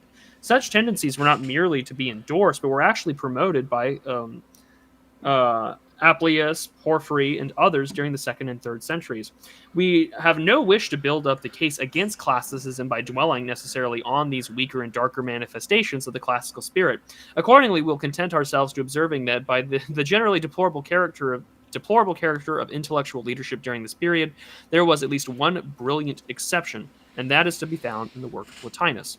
The work of Plotinus represents the final effort of classical reason to attain a correct picture of the universe and man's place in it. It takes the form of a restatement of the Platonic doctrine in terms that would be such intelligible to contemporaries, marked by a studied reverence for the authority of the master. It embodies a solid core of Platonic thought. Nevertheless, it is constructed in conscious reaction to the current tendencies. This included academic, Stoic, and Neo-Pythagorean elements that might be accepted on the philosophic level, and its animus is directed on one hand against surviving forms of materialism, on the other hand against the supernaturalism of pagan and Christian Gnostics. With Plotinus, the center of gravity is shifted from the objective and positive to the intuitive and mystical aspects of Platonism, and this standpoint may hitherto unexplored areas of the human experience brought to light. In this way, Neoplatonism became immensely important as a factor in the Preparatio Evangelii, and the large elements that were found to find their way into Augustinianism, as Augustine himself generously acknowledged. Nevertheless, Plotinus, the central deficiency of the classical scientia remains that the philosopher is last driven to take shelter behind the wall, stubbornly clinging to the notion of salvation for the sage, a salvation to be achieved through intensive cultivation of the speculative faculty. Plotinus carries it to a point where it yields an ecstatic vision of the one, which lies beyond reason and beyond existence. From this exalted level, the moral and social virtues recede into the background. The wise man, declares Plotinus, will attach no importance to his loss of position, or even the ruin of his fatherland. Thus, as scaffolding the polis falls away, and the individual devotee is revealed in solitary communion with his God. In these circumstances, it is not surprising, as the modern writer puts it, Plotinus ignores the chaos which surrounds his peaceful lecture room. To read him, one would never suspect that he was a contemporary of Valerian or Gallienus. Yet this fact is enough to indicate that with him, classical philosophy had reached the end of the road. By contrast with Plato's vision of a renewed and invigorated commonwealth, the Platonopolis of his disciple was nothing more but a monastic retreat from the grim realities of his life during the crisis of the 3rd century.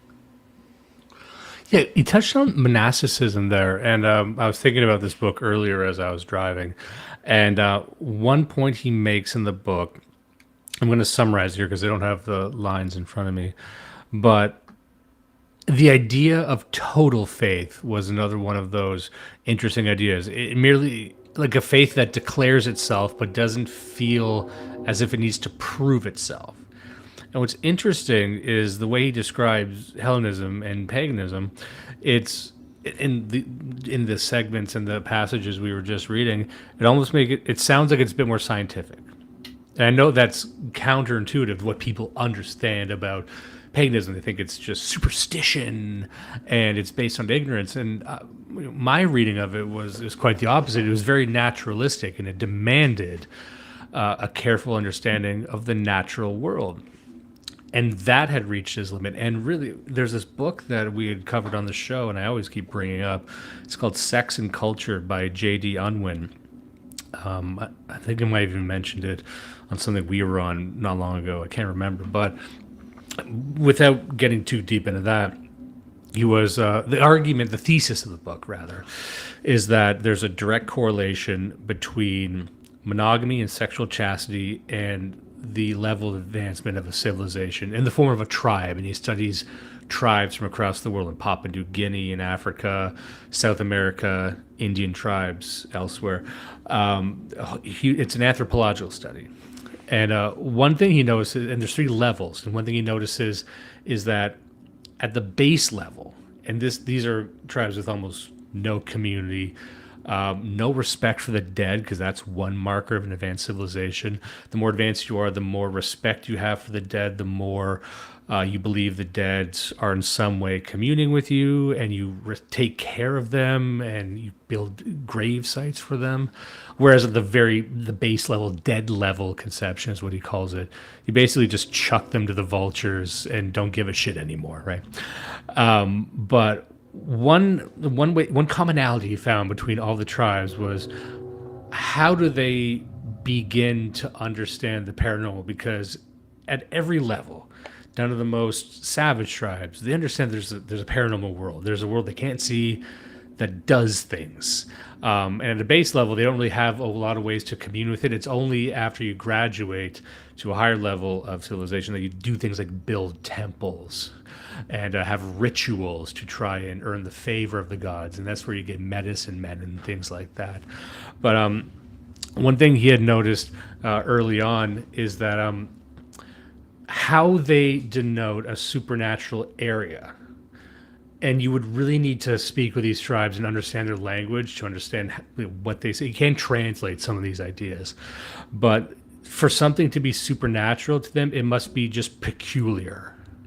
So that would imply that at a base level, these people, they have an understanding of the natural world, what's regular, what the cycles are, and then something that's different, some aberration or glitch. Something weird happens, lightning strikes something somewhere, like something that's out of the ordinary. Then something clicks on, they say, that's a special place. Now, what do we do with that special place? Now, depending how advanced your culture is, you might go to that place and make offerings to it or build a temple around it. But the point being that I think this sort of thinking evolved eventually into what we understand to be paganism, because that arguably is paganism, but it evolved into a higher order paganism because it's very direct with the natural world. You have to have a deep understanding and concern of the natural world and pay attention to the glitches and aberrations and figure out how to manipulate those glitches and aberrations. So in one sense, it's highly scientific. Now, the revolution of Christianity was saying, forget all that, which was interesting, which is that, no, you possess faith. This faith actually doesn't need to justify itself. It exists beyond reason. It exists outside of logic. That makes it more powerful. It is truly beyond everything that is here. And taken to the extreme, that's monasticism. That is, you forsake all and surrender all of your earthly possessions and all of your earthly concern even, and dedicate yourself just in staring into that world and trying to live on faith alone. And that's why monasticism, and he talks about this in the book, that was a new thing. It was a bewildering thing for them. Like, who are these people? Who are these monks? They don't give a shit about any of this. It seems insane. But anyway, that's just one thing he was explaining in the book that I found very interesting. Yeah, and then I'm a bit frustrated because again, you just get such a jump. So we literally, the last paragraph, just talking about, I mean, we get to up to Diocletian, and then we then move to Constantine. Yeah, I think we had a comment about Diocletian up here. Yeah, go for it. I think the chat's got a comment. It was just, I think someone said, "Oh, we're just skipping by Diocletian." No, Cochrane kind of does it. Oh yeah, here's Amigas. I guess we're just gonna skip right over Diocletian.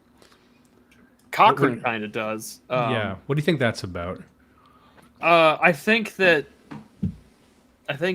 there's a criticism to levy towards this text, is that Cochrane does not spend a hell of a lot of time on any of the interrogation of early Rome, of early Christianity with Rome. It just kind of jumps straight to the Edict of Milan. And this is where he sort of puts out his thesis in the transformation of the Roman state under Christianity and the trials that do that. Because we can go super, if you wanted to, a good example would just be like, Pliny the Younger's letter to Emperor Trajan, which has been, I think everyone would deem it to be authentic. But these letters are particularly famous because it's in which Pliny encounters Christianity, and he's sort of engaging this in a trial, and he's wondering what on earth this is meant to be. Trajan responding to him like, anonymously posted accusations ought to have no place in any prosecution, for it is both dangerous to this kind of precedent, keeping out with the spirit of our age.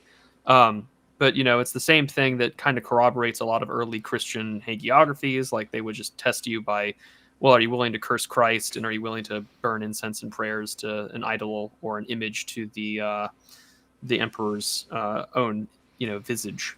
But as for Diocletian, it gets mentioned really just towards the end of the last section in the last chapter in the first section. I'll just read it in full. Diocletian is often regarded as a founder of a new order, but it is more accurate to describe him as the last great exponent of the old.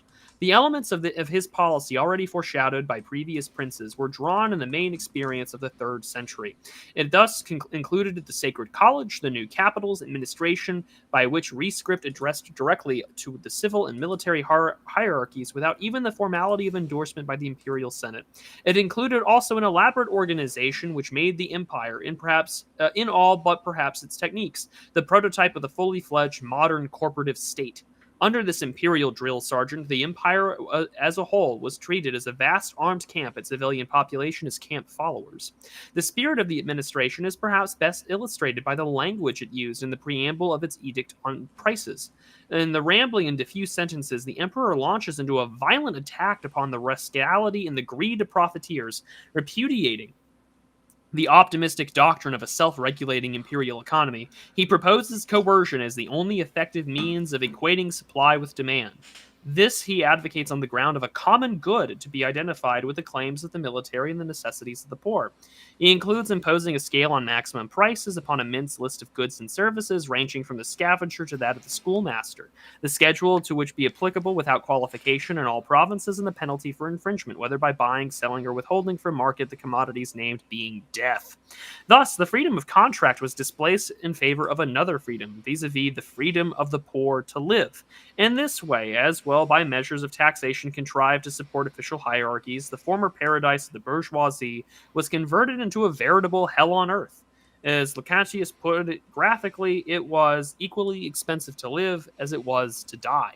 In his search for a new formula wherewith to consecrate the imperial power, Diocletian also developed, to their logical consequence, policies which made the extermination of Christians inevitable. He thus concluded his second denenium by initiating the most thorough and ruthless persecution of the century.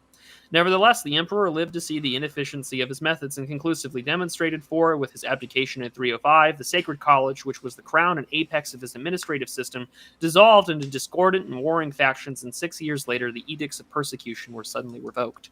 Making a virtue of necessity, various emperors and aspirants to the purple embarked upon a competition in which they sought to outbid one another for Christian support. The Edict of Milan does not stand alone. It represents the conclusion of a series of manifestos, each of which offered better terms to the despised and persecuted slaves of Christ. But it is none the less unique in its significance, for while his rivals promised various degrees of toleration, Constantine definitely and finally threw the gods overboard, and by a curious anticipation of 19th century liberalism, laid down in principle the absolute religious neutrality of the state, while at the same time he sued humbly for the prayers of the faithful on behalf of the new regime. By doing so, he defined the whole authority of the Greco-Roman antiquity, abjuring in its very essence the classical idea of a commonwealth. And that is literally all you get on Diocletian. That's it. Kind of a mess, in my personal opinion. Yeah, there's like a little bit here. I don't think this is covered in what you had just said. Let me just switch over to the window here. Like there's like a 300-year history almost in which Cochrane spends more than 300 years covering sort of like the pre-Christian influence on Roman thought and the Roman idea of the divine and the Roman political theology of the age. And then we're going to just jump to Constantine? That's nuts. Like, why would we do that? There's one more thing of Diocletian here, and if we're just trying to get by all means. Diocletian in toto. says Constantine neither aimed at nor achieved any radical alteration in the traditional constitution of imperial society, originating out of the primitive peasant community and rising to full stature upon its ruins. That society was already by Cicero's time assuming the characteristic forms of a cosmopolitan class state, and as such, it had been consolidated under the principate of Augustus. In the evolution of imperial society, the drift throughout the 3rd century had been towards a strongly marked division of functions based upon occupational lines, and by fixing and consecrating these changes, Diocletian had succeeded in giving to the society something of the character of a system of castes, revealing in this and in other respects the nemesis of the classical polis. From this system, the only possible escape, humanly speaking, lay in a revolutionary program of emancipation of which neither the thought nor the inclination of Constantine was in the slightest degree capable. So that's about everything he says about Diocletian. He only is mentioned in relation to Constantine. There's quite a bit spent on Constantine later, of course, but I think the analysis is correct. He skipped a lot of that part. He skips a huge chunk of it. I mean, there's no interaction between this, and I mean, we have countless surviving documents of antiquity. I mentioned Pliny and Trajan, and I mean, Trajan, or Pliny the Younger was the governor of Bithynia from 111 to 113 AD when he had died, and I mean that's an encounter. On the Christian side of histories, you have, of course, Justin Martyr, who had done quite a bit of work, and he had died in 165 in Rome, born AD 100. Like, all the writings there in terms of going back and forth, and then what's his name? It's gonna bother me if I Athenagoras of Athens, which is an early church father who had known for writing some very early embassy for the Christians around 176, 177, in which he's appealing to Marcus Aurelius and Commodus, whom he flatters as conquerors, but above all as philosophers. And it's the use of Platonism to try and interpret and understand Christian belief. Because he argues that that they're not really atheists and so on, and he also makes a treatise for the resurrection of the dead. But I mean, like, again, none of that's in here, and we kind of just then jump straight to, well, the Constantinian state and the absolute political upheaval, and both metaphysical, political, philosophical, I don't want to say the word nightmare, but just like the total upending of the ancien regime as we would know it. And I mean, that section is interesting to me because Cochrane also points out the same thing, that he's relying on really a lot, primary sources, but also he's relying on Gibbon, and he's relying on Eusebius of Caesarea, a Christian bishop in the 4th century, who is a bit of a kiss ass to Constantine. But you have to understand that Eusebius and a lot of, I would say, more imperially minded Christians at the time look at, and this goes on later in the book when they talk about when we get to City of God and St. Augustine. But like, Eusebius Caesarea is really big and emphatic on that the Roman Empire is this divinely brought upon institution by God at the perfect time, at the perfect place, by divine providence, to spread the gospel and to make the Roman Empire Christian. This is not a view shared by some of his contemporaries. This is not a view shared by, most famously, St. John Chrysostom. He certainly does not hold this view, but Eusebius certainly does, and he's quite the writer. I have my copy of the Church History, written by Eusebius, right next to Cochrane here. So taking a look at, for instance, Diocletian, as well as persecution. So let me get to Diocletian here real quick. And also, I think it's important to contextualize also what's going on during this time, right before the Edict of Milan. So here we go.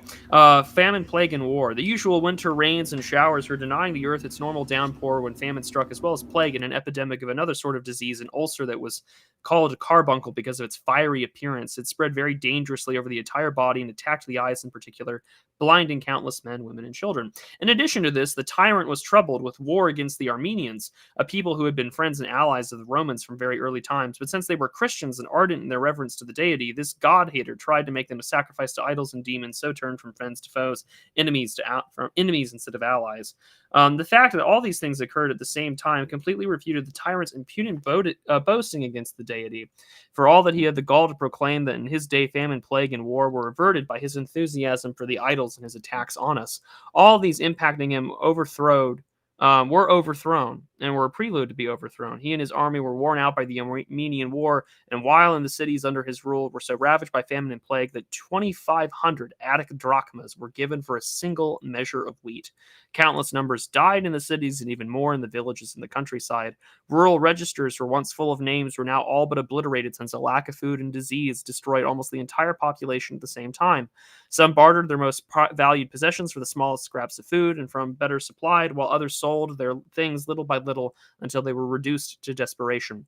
Still others ruined their health and died from chewing wisps of hay and rashly eating poisonous herbs. As for the women, some ladies in the urban aristocracy were forced to beg shamelessly in the marketplaces, their embarrassment and their clothing revealing a noble upbringing.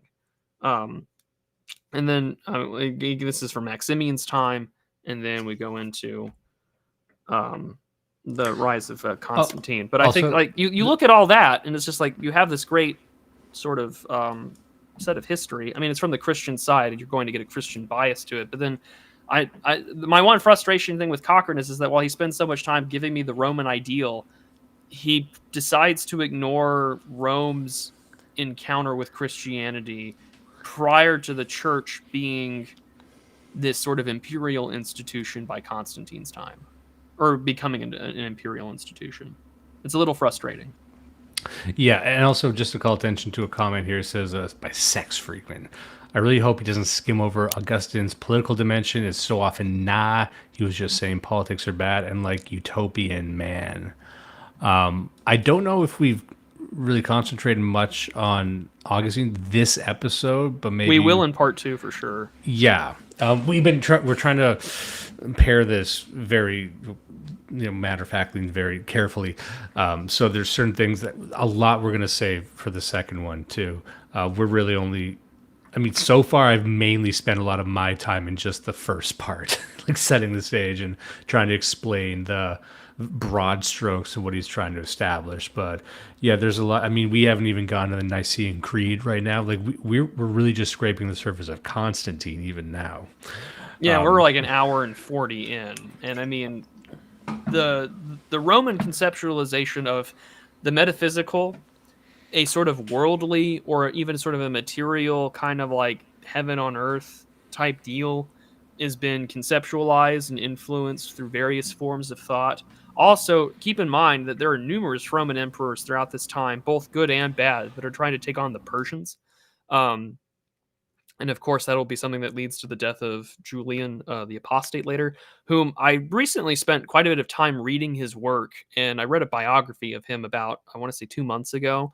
And while, yes, I still view him as a tragic apostate figure, but I also like him as a military leader is fucking impressive for basically being sent out to Gaul to die in these fights against the Germans, and to retake Cologne and then to take on what's left of the Constantinian line. Impressive stuff. But we'll get into that, I'm sure, as we keep going, because Julian gets his own chapter in this section here. But you literally just go to we end with a small little bit on Diocletian, talks about really nothing about it, and then we just jump to the Edict of Milan, which is a little frustrating, but I think that we can at least begin there and then go. and I'm just gonna read the opening paragraph for you all here. The year 313 has rightly taken its mark as a turning point in European history. During the time in the first 3 centuries, the tendency of events had been, on the whole, to accentuate the elements of opposition between the church and the world. It is indeed true that Christianity never preached or advocated for the forcible overthrow of the Roman order.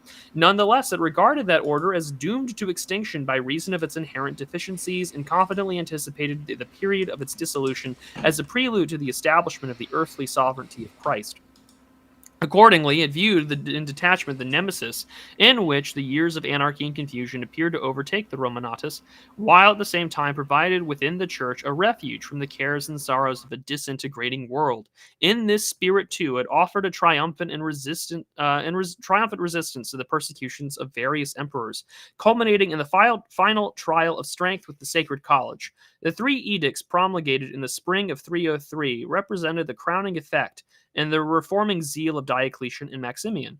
Inspired by what had been called a conservative devotion to official paganism, these edicts formed the basis of a systematic and concerted effort to exterminate the Christian faith. The subsequent revocation was, therefore, deeply significant. By admitting the victory of Christianity over the secular order, it brought to a sudden and unexpected end the phase of opposition between the two, and by demonstrating, as nothing else could have done, the utter bankruptcy of the ancient religio-political idea, it pointed the way to a development of fresh relationships between the empire and the church. These relationships were to find expression in the so-called Edict of Milan, giving Christianity the privileges of a licensed cult, religio lictia. And within this view, it made a number of sweeping provisions in favor of Christians. In the first place, it guaranteed a right to profess the faith and removed any legal disabilities they might suffer by consequence. And by doing so, it restored the status of those who had been expelled from imperial service on religious grounds, i.e. Christian bureaucrats, as well as those who, by conscientious objection to sacrificing in pagan courts, had been denied the privilege of legal action under the Sacred College. In the second place, it held that no man should be prevented from discharging the obligations of his religion, and thus ensured the believers the right to subscribe to individuals to Christian law, and at the same time establish their claim to perfect freedom of assembly and worship. Thirdly, it made effective provision for the restitution of lands and buildings confiscated during persecutions, including those that had been disposed of by sale or grant of private parties, and at the same time undertaking indemnifying those who had prepared to resign them without objection. And finally, it recognized the church as a corporation, of authorizing it to hold property. And so, and thus by recognizing it, you really begin to see the change from the previous times. And so, this whole chapter for me is particularly interesting because anyone who's maybe studied or read a good biography of Eusebius, and you get one, Eusebius writes a biography, but there are other biographies of Constantine. If you read Eusebius's biography, The Life of Constantine, you can't help but think that there's something in his mouth. And I really don't mean that to be mean. And I'm gonna be, but at the same time, it's very favorable. And of course, why wouldn't it be? This is the man who has just now all of a sudden ended persecutions, and allowed you to now reign triumphantly. And if you have the viewpoint of Eusebius that Constantine is this divinely manifested figure that has now converted, and has now allowed the church to survive, then by all means, you're absolutely going to view him that way in a very, I guess the word I'm wanting to use escapes me, but in a very favorable light. Whereas I think Cochrane is far more even-handed when going through this. And even then, Cochrane points out that, maybe Constantine had other issues in mind. And of course, he really doesn't talk about, he mentions the Battle of Milvian Bridge, and he mentions in this sign, thou shalt conquer Chiro. And so it's an interesting clash to get sort of the secular, I don't know if Cochrane was a Christian at all. I know that he may have been, I don't know. But this 20th century historian kind of covering all these things, and then also sort of reading it alongside Eusebius, and then also reading it alongside church tradition. Because I don't think he is in Roman Catholicism, but in the Eastern Church, Constantine and his mother Helen are considered saints and are venerated as such. Yeah, the way he discusses Constantine, and again, like you said, it's a bit more calculating, I would say. There's this segment here that I like. Bit diplomatic. Yeah, but it's also show like the reasoning behind his thinking. So right here it says the General Council thus assembled in AD 325 was made up of no less than 318 bishops. We're talking about the First Ecumenical Council. yeah, and the emperor was heartened by the sight not merely of representatives from all the sections of the empire, but of delegates from Armenia and Scythia as well. Thus, apart from the hypothetical primitive Council of Jerusalem, the Universal Church was now, for the first time, given a voice. In discussions lasting over 3 months, it laid down various canons to govern morals and discipline, and, but with 2 of the 3 dissenting votes, it carried the great doctrinal formulation to be known in history as the Nicene Creed, the fundamental law and charter of Trinitarian Christianity. This formulation was at once accepted by Constantine as a basis for spiritual unity within the empire. And there you see, one of the more cunning advantages of this would be that there's unity among the empire. Like he's seeing for the first time representatives from the furthest regions, and that there's now a spirituality that can bring it together and perhaps even consolidate power. And you actually saw the same thing happen. I'm not saying this exact thing happened, but this is one of the reasons why the Vikings and the Norsemen became Christians later, because it allowed for centralization of power. That wouldn't be the only reason, but that is one consequence of Christianization, is allowed unity not only amongst other Christian nations, but amongst its own people. And so a lot of these leaders, in a Machiavellian sense, might have adopted it for purposes of control and manipulation. But be that as it may, there was a political advantage to doing something like this. Well, and also too, he points out that prior to the edicts as well, like the Sacred College, your sort of your judiciary of sorts as well. The Sacred College that was meant to sort of keep these to keep sort of like the legal administrative peace, so to speak. The Sacred College had turned into no longer an expression of the popular will, or even the will of the emperor, but like a divine one, not of universal reason. And in fact, he writes here, accordingly, altars were set up in the law courts, and in order to plead, litigants were required to sacrifice to the imperial majesty, addressing his ministers as agents of the divine will. Moreover, since the new theory of sovereignty involved a confusion between magisterial and dominical right, it admitted no limit to the powers claimed by the state against the subject. Thus, in the imposition of general assessment, fiscal officials are said to have invaded the provinces in the spirit of armed conquerors. By the liberal application of the lash and the rack, Italians and provincials alike were forced to disclose to the last detail of any kind of taxable wealth, and the annonay or subsidies thus levied were collected with no less ruthlessness than they had been imposed. Civil rights received as little consideration as those as property. Torture, which under the Principate had been confined, with except solitary instances of treason, to slaves, now were inflicted not merely upon freemen, but upon all members of municipal aristocracy, and that as well as civil and criminal cases. And so, to see that sort of change, it actually doesn't. The faith changes, yes, but actually the Constantine is still looking for money. And so you get this interesting contradiction to where Constantine is given this view of a profoundly religious man, although some might just say superstitious, and Cochrane, calculates it, and he says, whatever might be the character or motives of Constantine, there can be no question regarding the immense significance of his work. Profoundly religious or maybe superstitious in temperament, his recorded utterances are full of allusions to the deity, to which, like his father, gave unqualified allegiance, and in the lapse of time, the vague concept slowly assumed the lineaments of Jehovah. The inscription engraved upon the Arch of Rome seems to portray him as an inspired hero or man of destiny. It was in such that his appearance during the Italian campaign, according to Christian tradition, he of course saw the sign of the cross, and this sign conquer in the invasion of Italy 312, thus marked a crisis in the life of Constantine and committed him to a future where there could be no escape. Emerging as the champion of spiritual liberty, he was, in the course of years, gradually to be transformed from protector to proselyte of the church, and at the same time, the conversion of the emperor served to initiate a fresh cycle of historical development by suggesting the project of a Christian empire.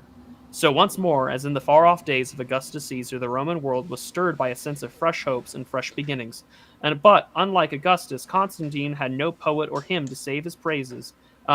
Default, therefore, he naively recalled the messianic utterances of Virgil. Together with the elements of Sibylline prophecy, he applied them with superstitious veneration to himself, inasmuch as the same spirit as he was appropriated material from Trajan's arch to decorate his monument, by which he sought to blazon the glories of his own regime.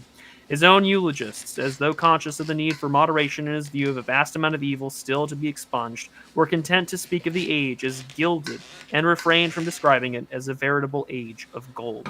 But, and this is where I agree with Cochrane here, but if Constantine lacks a Virgil to proclaim his virtues, he at least had his Eusebius.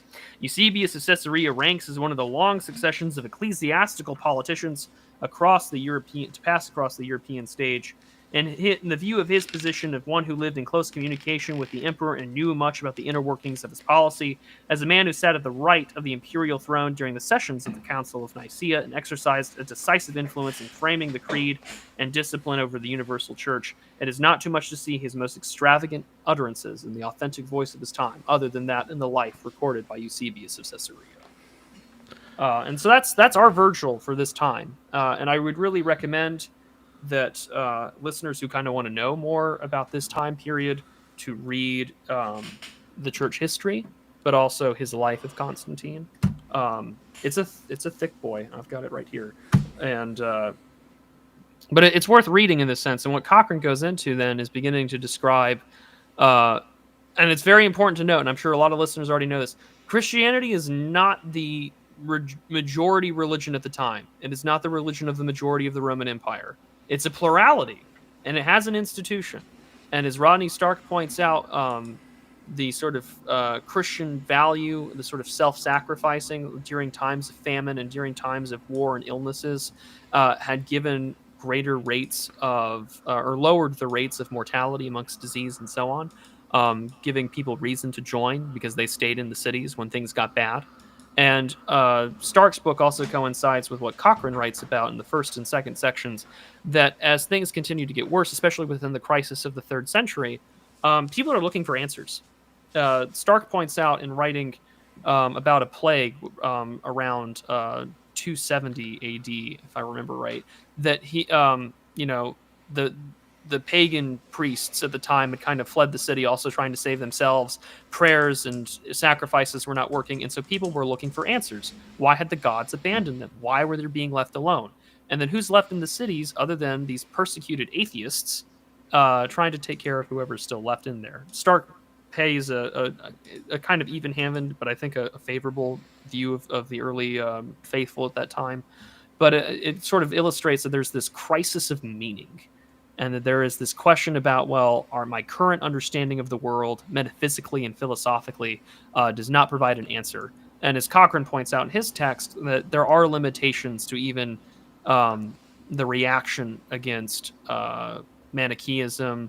There's limits to reacting against Gnosticism. And while, Platonic thought is still very good and highly influential even to this day in 2025, Cochrane outlines that there are still questions about what does the average guy get out of it? And thus, we see Cochrane beginning to introduce the Christian life as that answer. Yeah, it seems it's strange to imagine the Roman citizen asking, "What's in it for me?" And they wouldn't have phrased it like that. But that is really what drove people into the arms of Christianity, when it was also in fierce competition with other religions and other belief systems. And I think it might actually help if we could explain a little bit about what makes that unique. Let me just pull this. Yeah, go for it. Here, I'm looking at page 237. Is that the right page I have? Yeah, so I'm just going to read this here. According to this revelation, as it was understood and propounded by the council, the Godhead presented itself as a Trinity.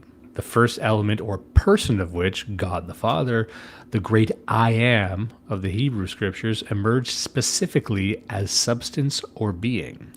We may here note to begin with that to acknowledge the Father as the ultimate foundation and source of all being in the universe was to deny the reality of any opposing principle such as been imagined by the man of chains. In other words, to bar the door to metaphysical dualism. Furthermore, the being thus ascribed to the Father was not an abstract being of philosophy. We may here observe that there was no attempt whatever to demonstrate the truth of these assertions in terms of acceptable classical science. On the contrary, they are propounded as strictly de fide, the matter of faith, beginning and ending as affirmations of the religious consciousness. The doctrine of the Trinity provided the basis for a radically new and unclassical account of the structure and content of experience. The assumption of classicism, or at least of Platonism, had been that there was in nature an exact equivalence between being and knowledge. Its effort had therefore been directed to the attainment of pure knowledge as the means of apprehending pure reality. For there was but one world of experience, and that common to all human beings on precisely the same terms. Thus envisaged, however, the deity presented itself not as an object of, but as the basis for experience, the God in whom we live and move and are. And I think that's important to establish for those, just to contextualize what a new idea this was. I keep coming back to the idea, the introduction of a new idea or a mind revolution. That can sound like a silly way of describing it. But I think it's, the phrase inhabiting the mind of God, I think it's a very deep idea if you really probe its depths. Like, if imagining what God is, it's not a man in the sky who does things within this container called the universe. God is the universe. God is everything inside of it. It's a mind, but the idea of living inside of a mind is really fucking crazy. It's not just words you say. You can say you understand that idea, but if you really try and imagine what that is, it's not like God is inside of this other thing and just has supreme omnipotent and omniscience as if he were the top demon in the universe. I think that's where a lot of people get tripped up, that God is subject to nature rather than the will that is animating the fundamental particles, which is another, that's using scientific language, but that's how deep it is. And that's what the Nicene Creed is trying to get across to people. And you had just said, again, sort of echoing what we said at the start, that these people were searching for something new, or they're searching something that could meet them where they were at, which was distancing themselves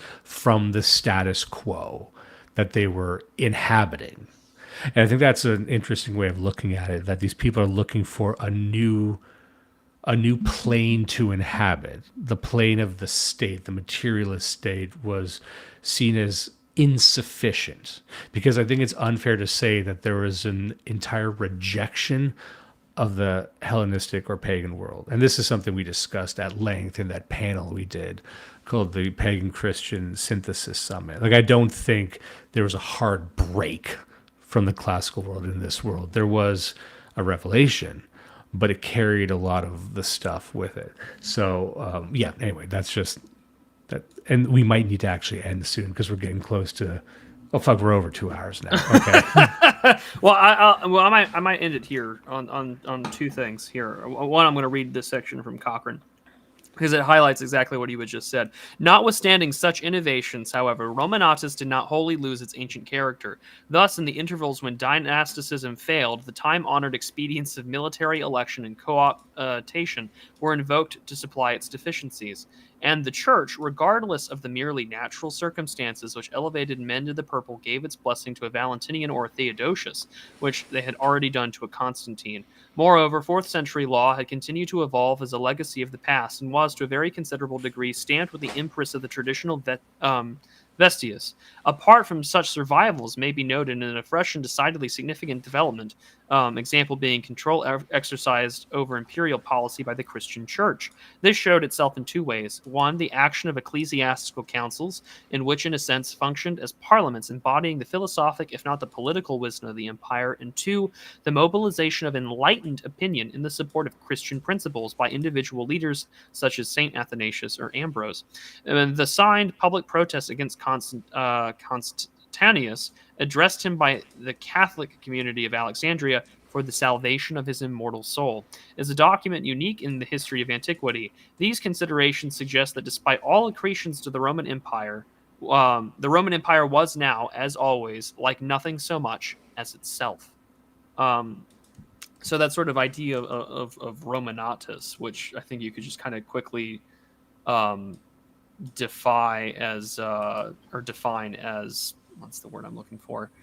But like what it means to be Roman.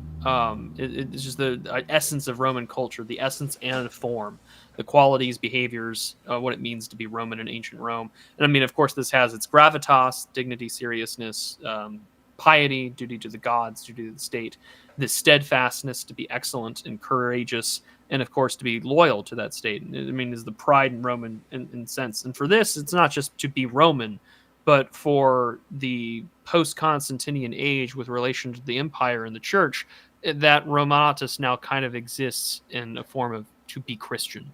And so in some places, this still kind of exists. Romania is probably still one of the most devout countries in Eastern Europe. Forget your based Russia. I would look at Romania as an example. That, to be Romanian, they identify that alongside Christianity. And of course, they get their name from Roman itself. But also towards 325 and the Council of Nicaea. I mean, this also, you have, of course, Arianism for you and I, both we would identify that properly as heresy, and it is. But also that it raises the question about where does God, where does Christ, is he just a man? Is he just created to this far off, distant Father? Or is he consubstantial with the Father, and is he co-equal with him and co-eternal and co-unbeginningless? Because God is timeless. And if God is both God and man, you can get into Chalcedon later, it raises a fun question. Well, what does that mean for an emperor? What does that mean for empire? That there is this man, that there is this person who lived and walked on this earth that is now God and has been and always will be. That puts your own imperial ambitions in a weird spot now, doesn't it? And of course, you see that throughout numerous clashes in the church, and that goes back to the book I referenced about 2 hours ago about Rome or Russia and the Universal Church. That in the East, you had so many of these interesting heresies pop up more so than, and I know a lot of Catholic apologists like to point that out. But like a big reason for that is because there's this awkward imperial relationship with a deity who was incarnate and lived and died, rose again, and will come back to judge you. But also now you've got the problem of, well, if I change the formula a little bit, it's politically more expedient for me. And Cochrane will explore that further with Julian the Apostate, as well as the development of Christianity in the Byzantine Empire. All right, I think that's probably as good a place to end as any. And we skipped a lot. We're skipping ahead. Like, there's a lot of historical background there, but I also wanted to just sort of paint a picture of the arc that I like most about this book. I think there's actually, this doesn't need to be the only book you read about Rome, but on our show, Blood Satellite, we went through an arc of sorts where we read this and also The Disenchantment of the World by Marcel Gauchet. And we read another one too. That was, I guess there was Sex and Culture. We did this whole the evolution of religious thought in a sense. And I mentioned this earlier in the episode. I think there's a similar mind revolution that's occurring right now, especially as it relates to people's relationship with Christ or the Christian church, and demanding a new type of faith, while not losing the history of what came before. I know that might even sound somewhat heretical. I'm just trying to describe what I'm seeing. And, describe what I think the yearnings of the people are right now. And that's why I really like this book, because, and then perhaps that's why we keep revisiting Rome. We're just not in love with the aesthetics of it, although the Roman Catholic Church does have a lot of that. In fact, that might be why so many people like it. Just they like living in Rome. I don't know what percentage of Catholics are like that, but it ain't zero.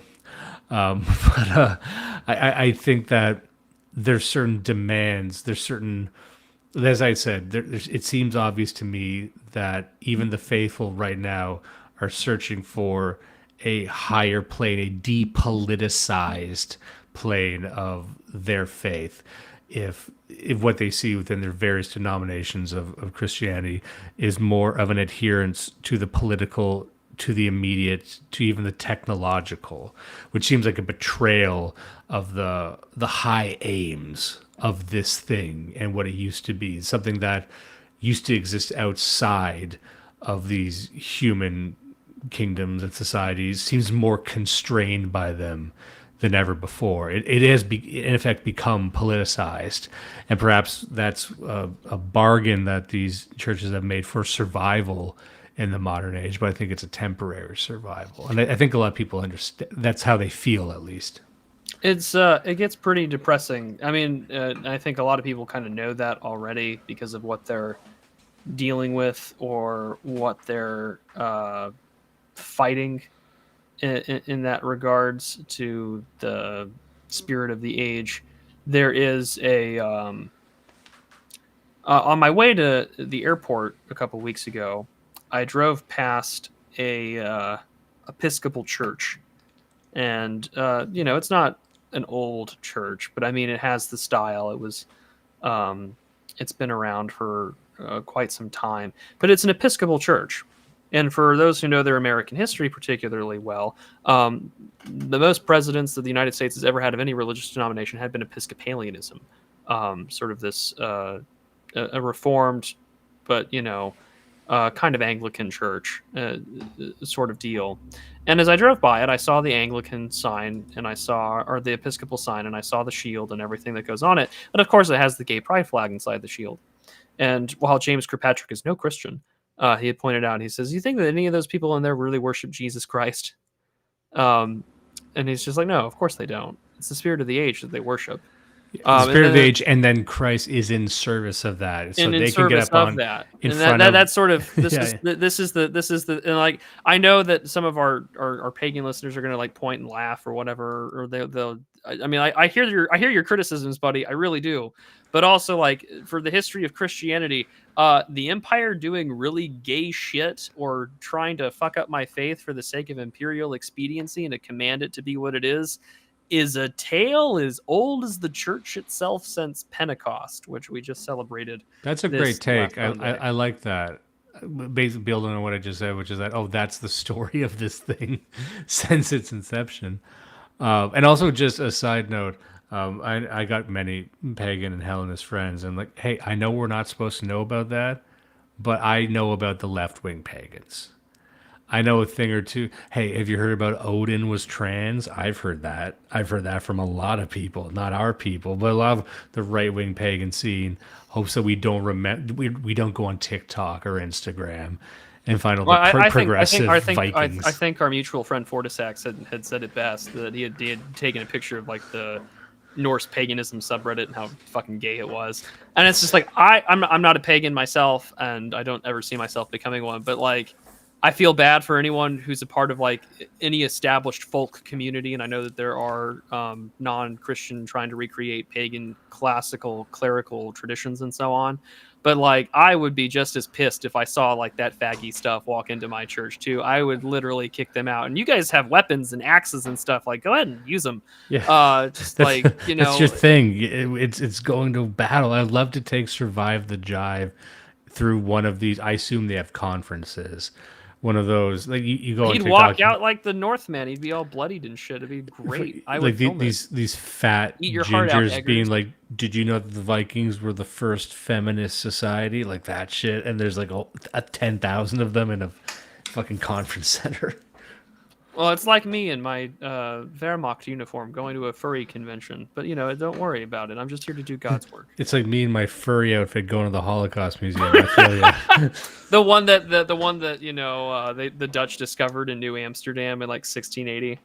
Just imagine like a guy dressed in like the big head and the furry outfit and just walking up to that wall of shoes and just like silent movie, putting his hands on his hips and wagging his finger at it. And then everyone, what does he mean by that? Is he disapproving of the Nazis or the museum? Oh God, it's a good way to. That's a great way to end the show. Don't look up ancient museums of the Holocaust that were there in 1680. You'll be blown away. All right, everyone. Thank you so much. Thank you for the super chats. Thank you for the great messages. We'll be back in not too long with part 2 of this. I had a great time. Thank you so much, Prude, for taking the time tonight. Yeah, thanks, Dimes. I'm glad to be back. Dyer is my favorite show to do. Oh man, and hey, fingers crossed and salutes up for the return of Digital Archipelago one day. It'll be back sooner than you think. But until then, I gotta figure out all sorts of shit. As I said at the beginning of the show, I'm gonna get married in February. He's got a wedding to plan. I gotta figure shit out. He's got to figure out what's going on with the seats. He's got to figure out the flowers. He's got to figure out what's champagne costs. This is where Prude drinks himself to death. You know what we did? Hey, here's a tip. We didn't give a shit about champagne with Prosecco. And then we said, fuck the champagne, put it all into the steak and potatoes budget. You can cut, and no one's going to complain about the champagne because then they'll seem bougie. No one wants to seem bougie. All right, we are.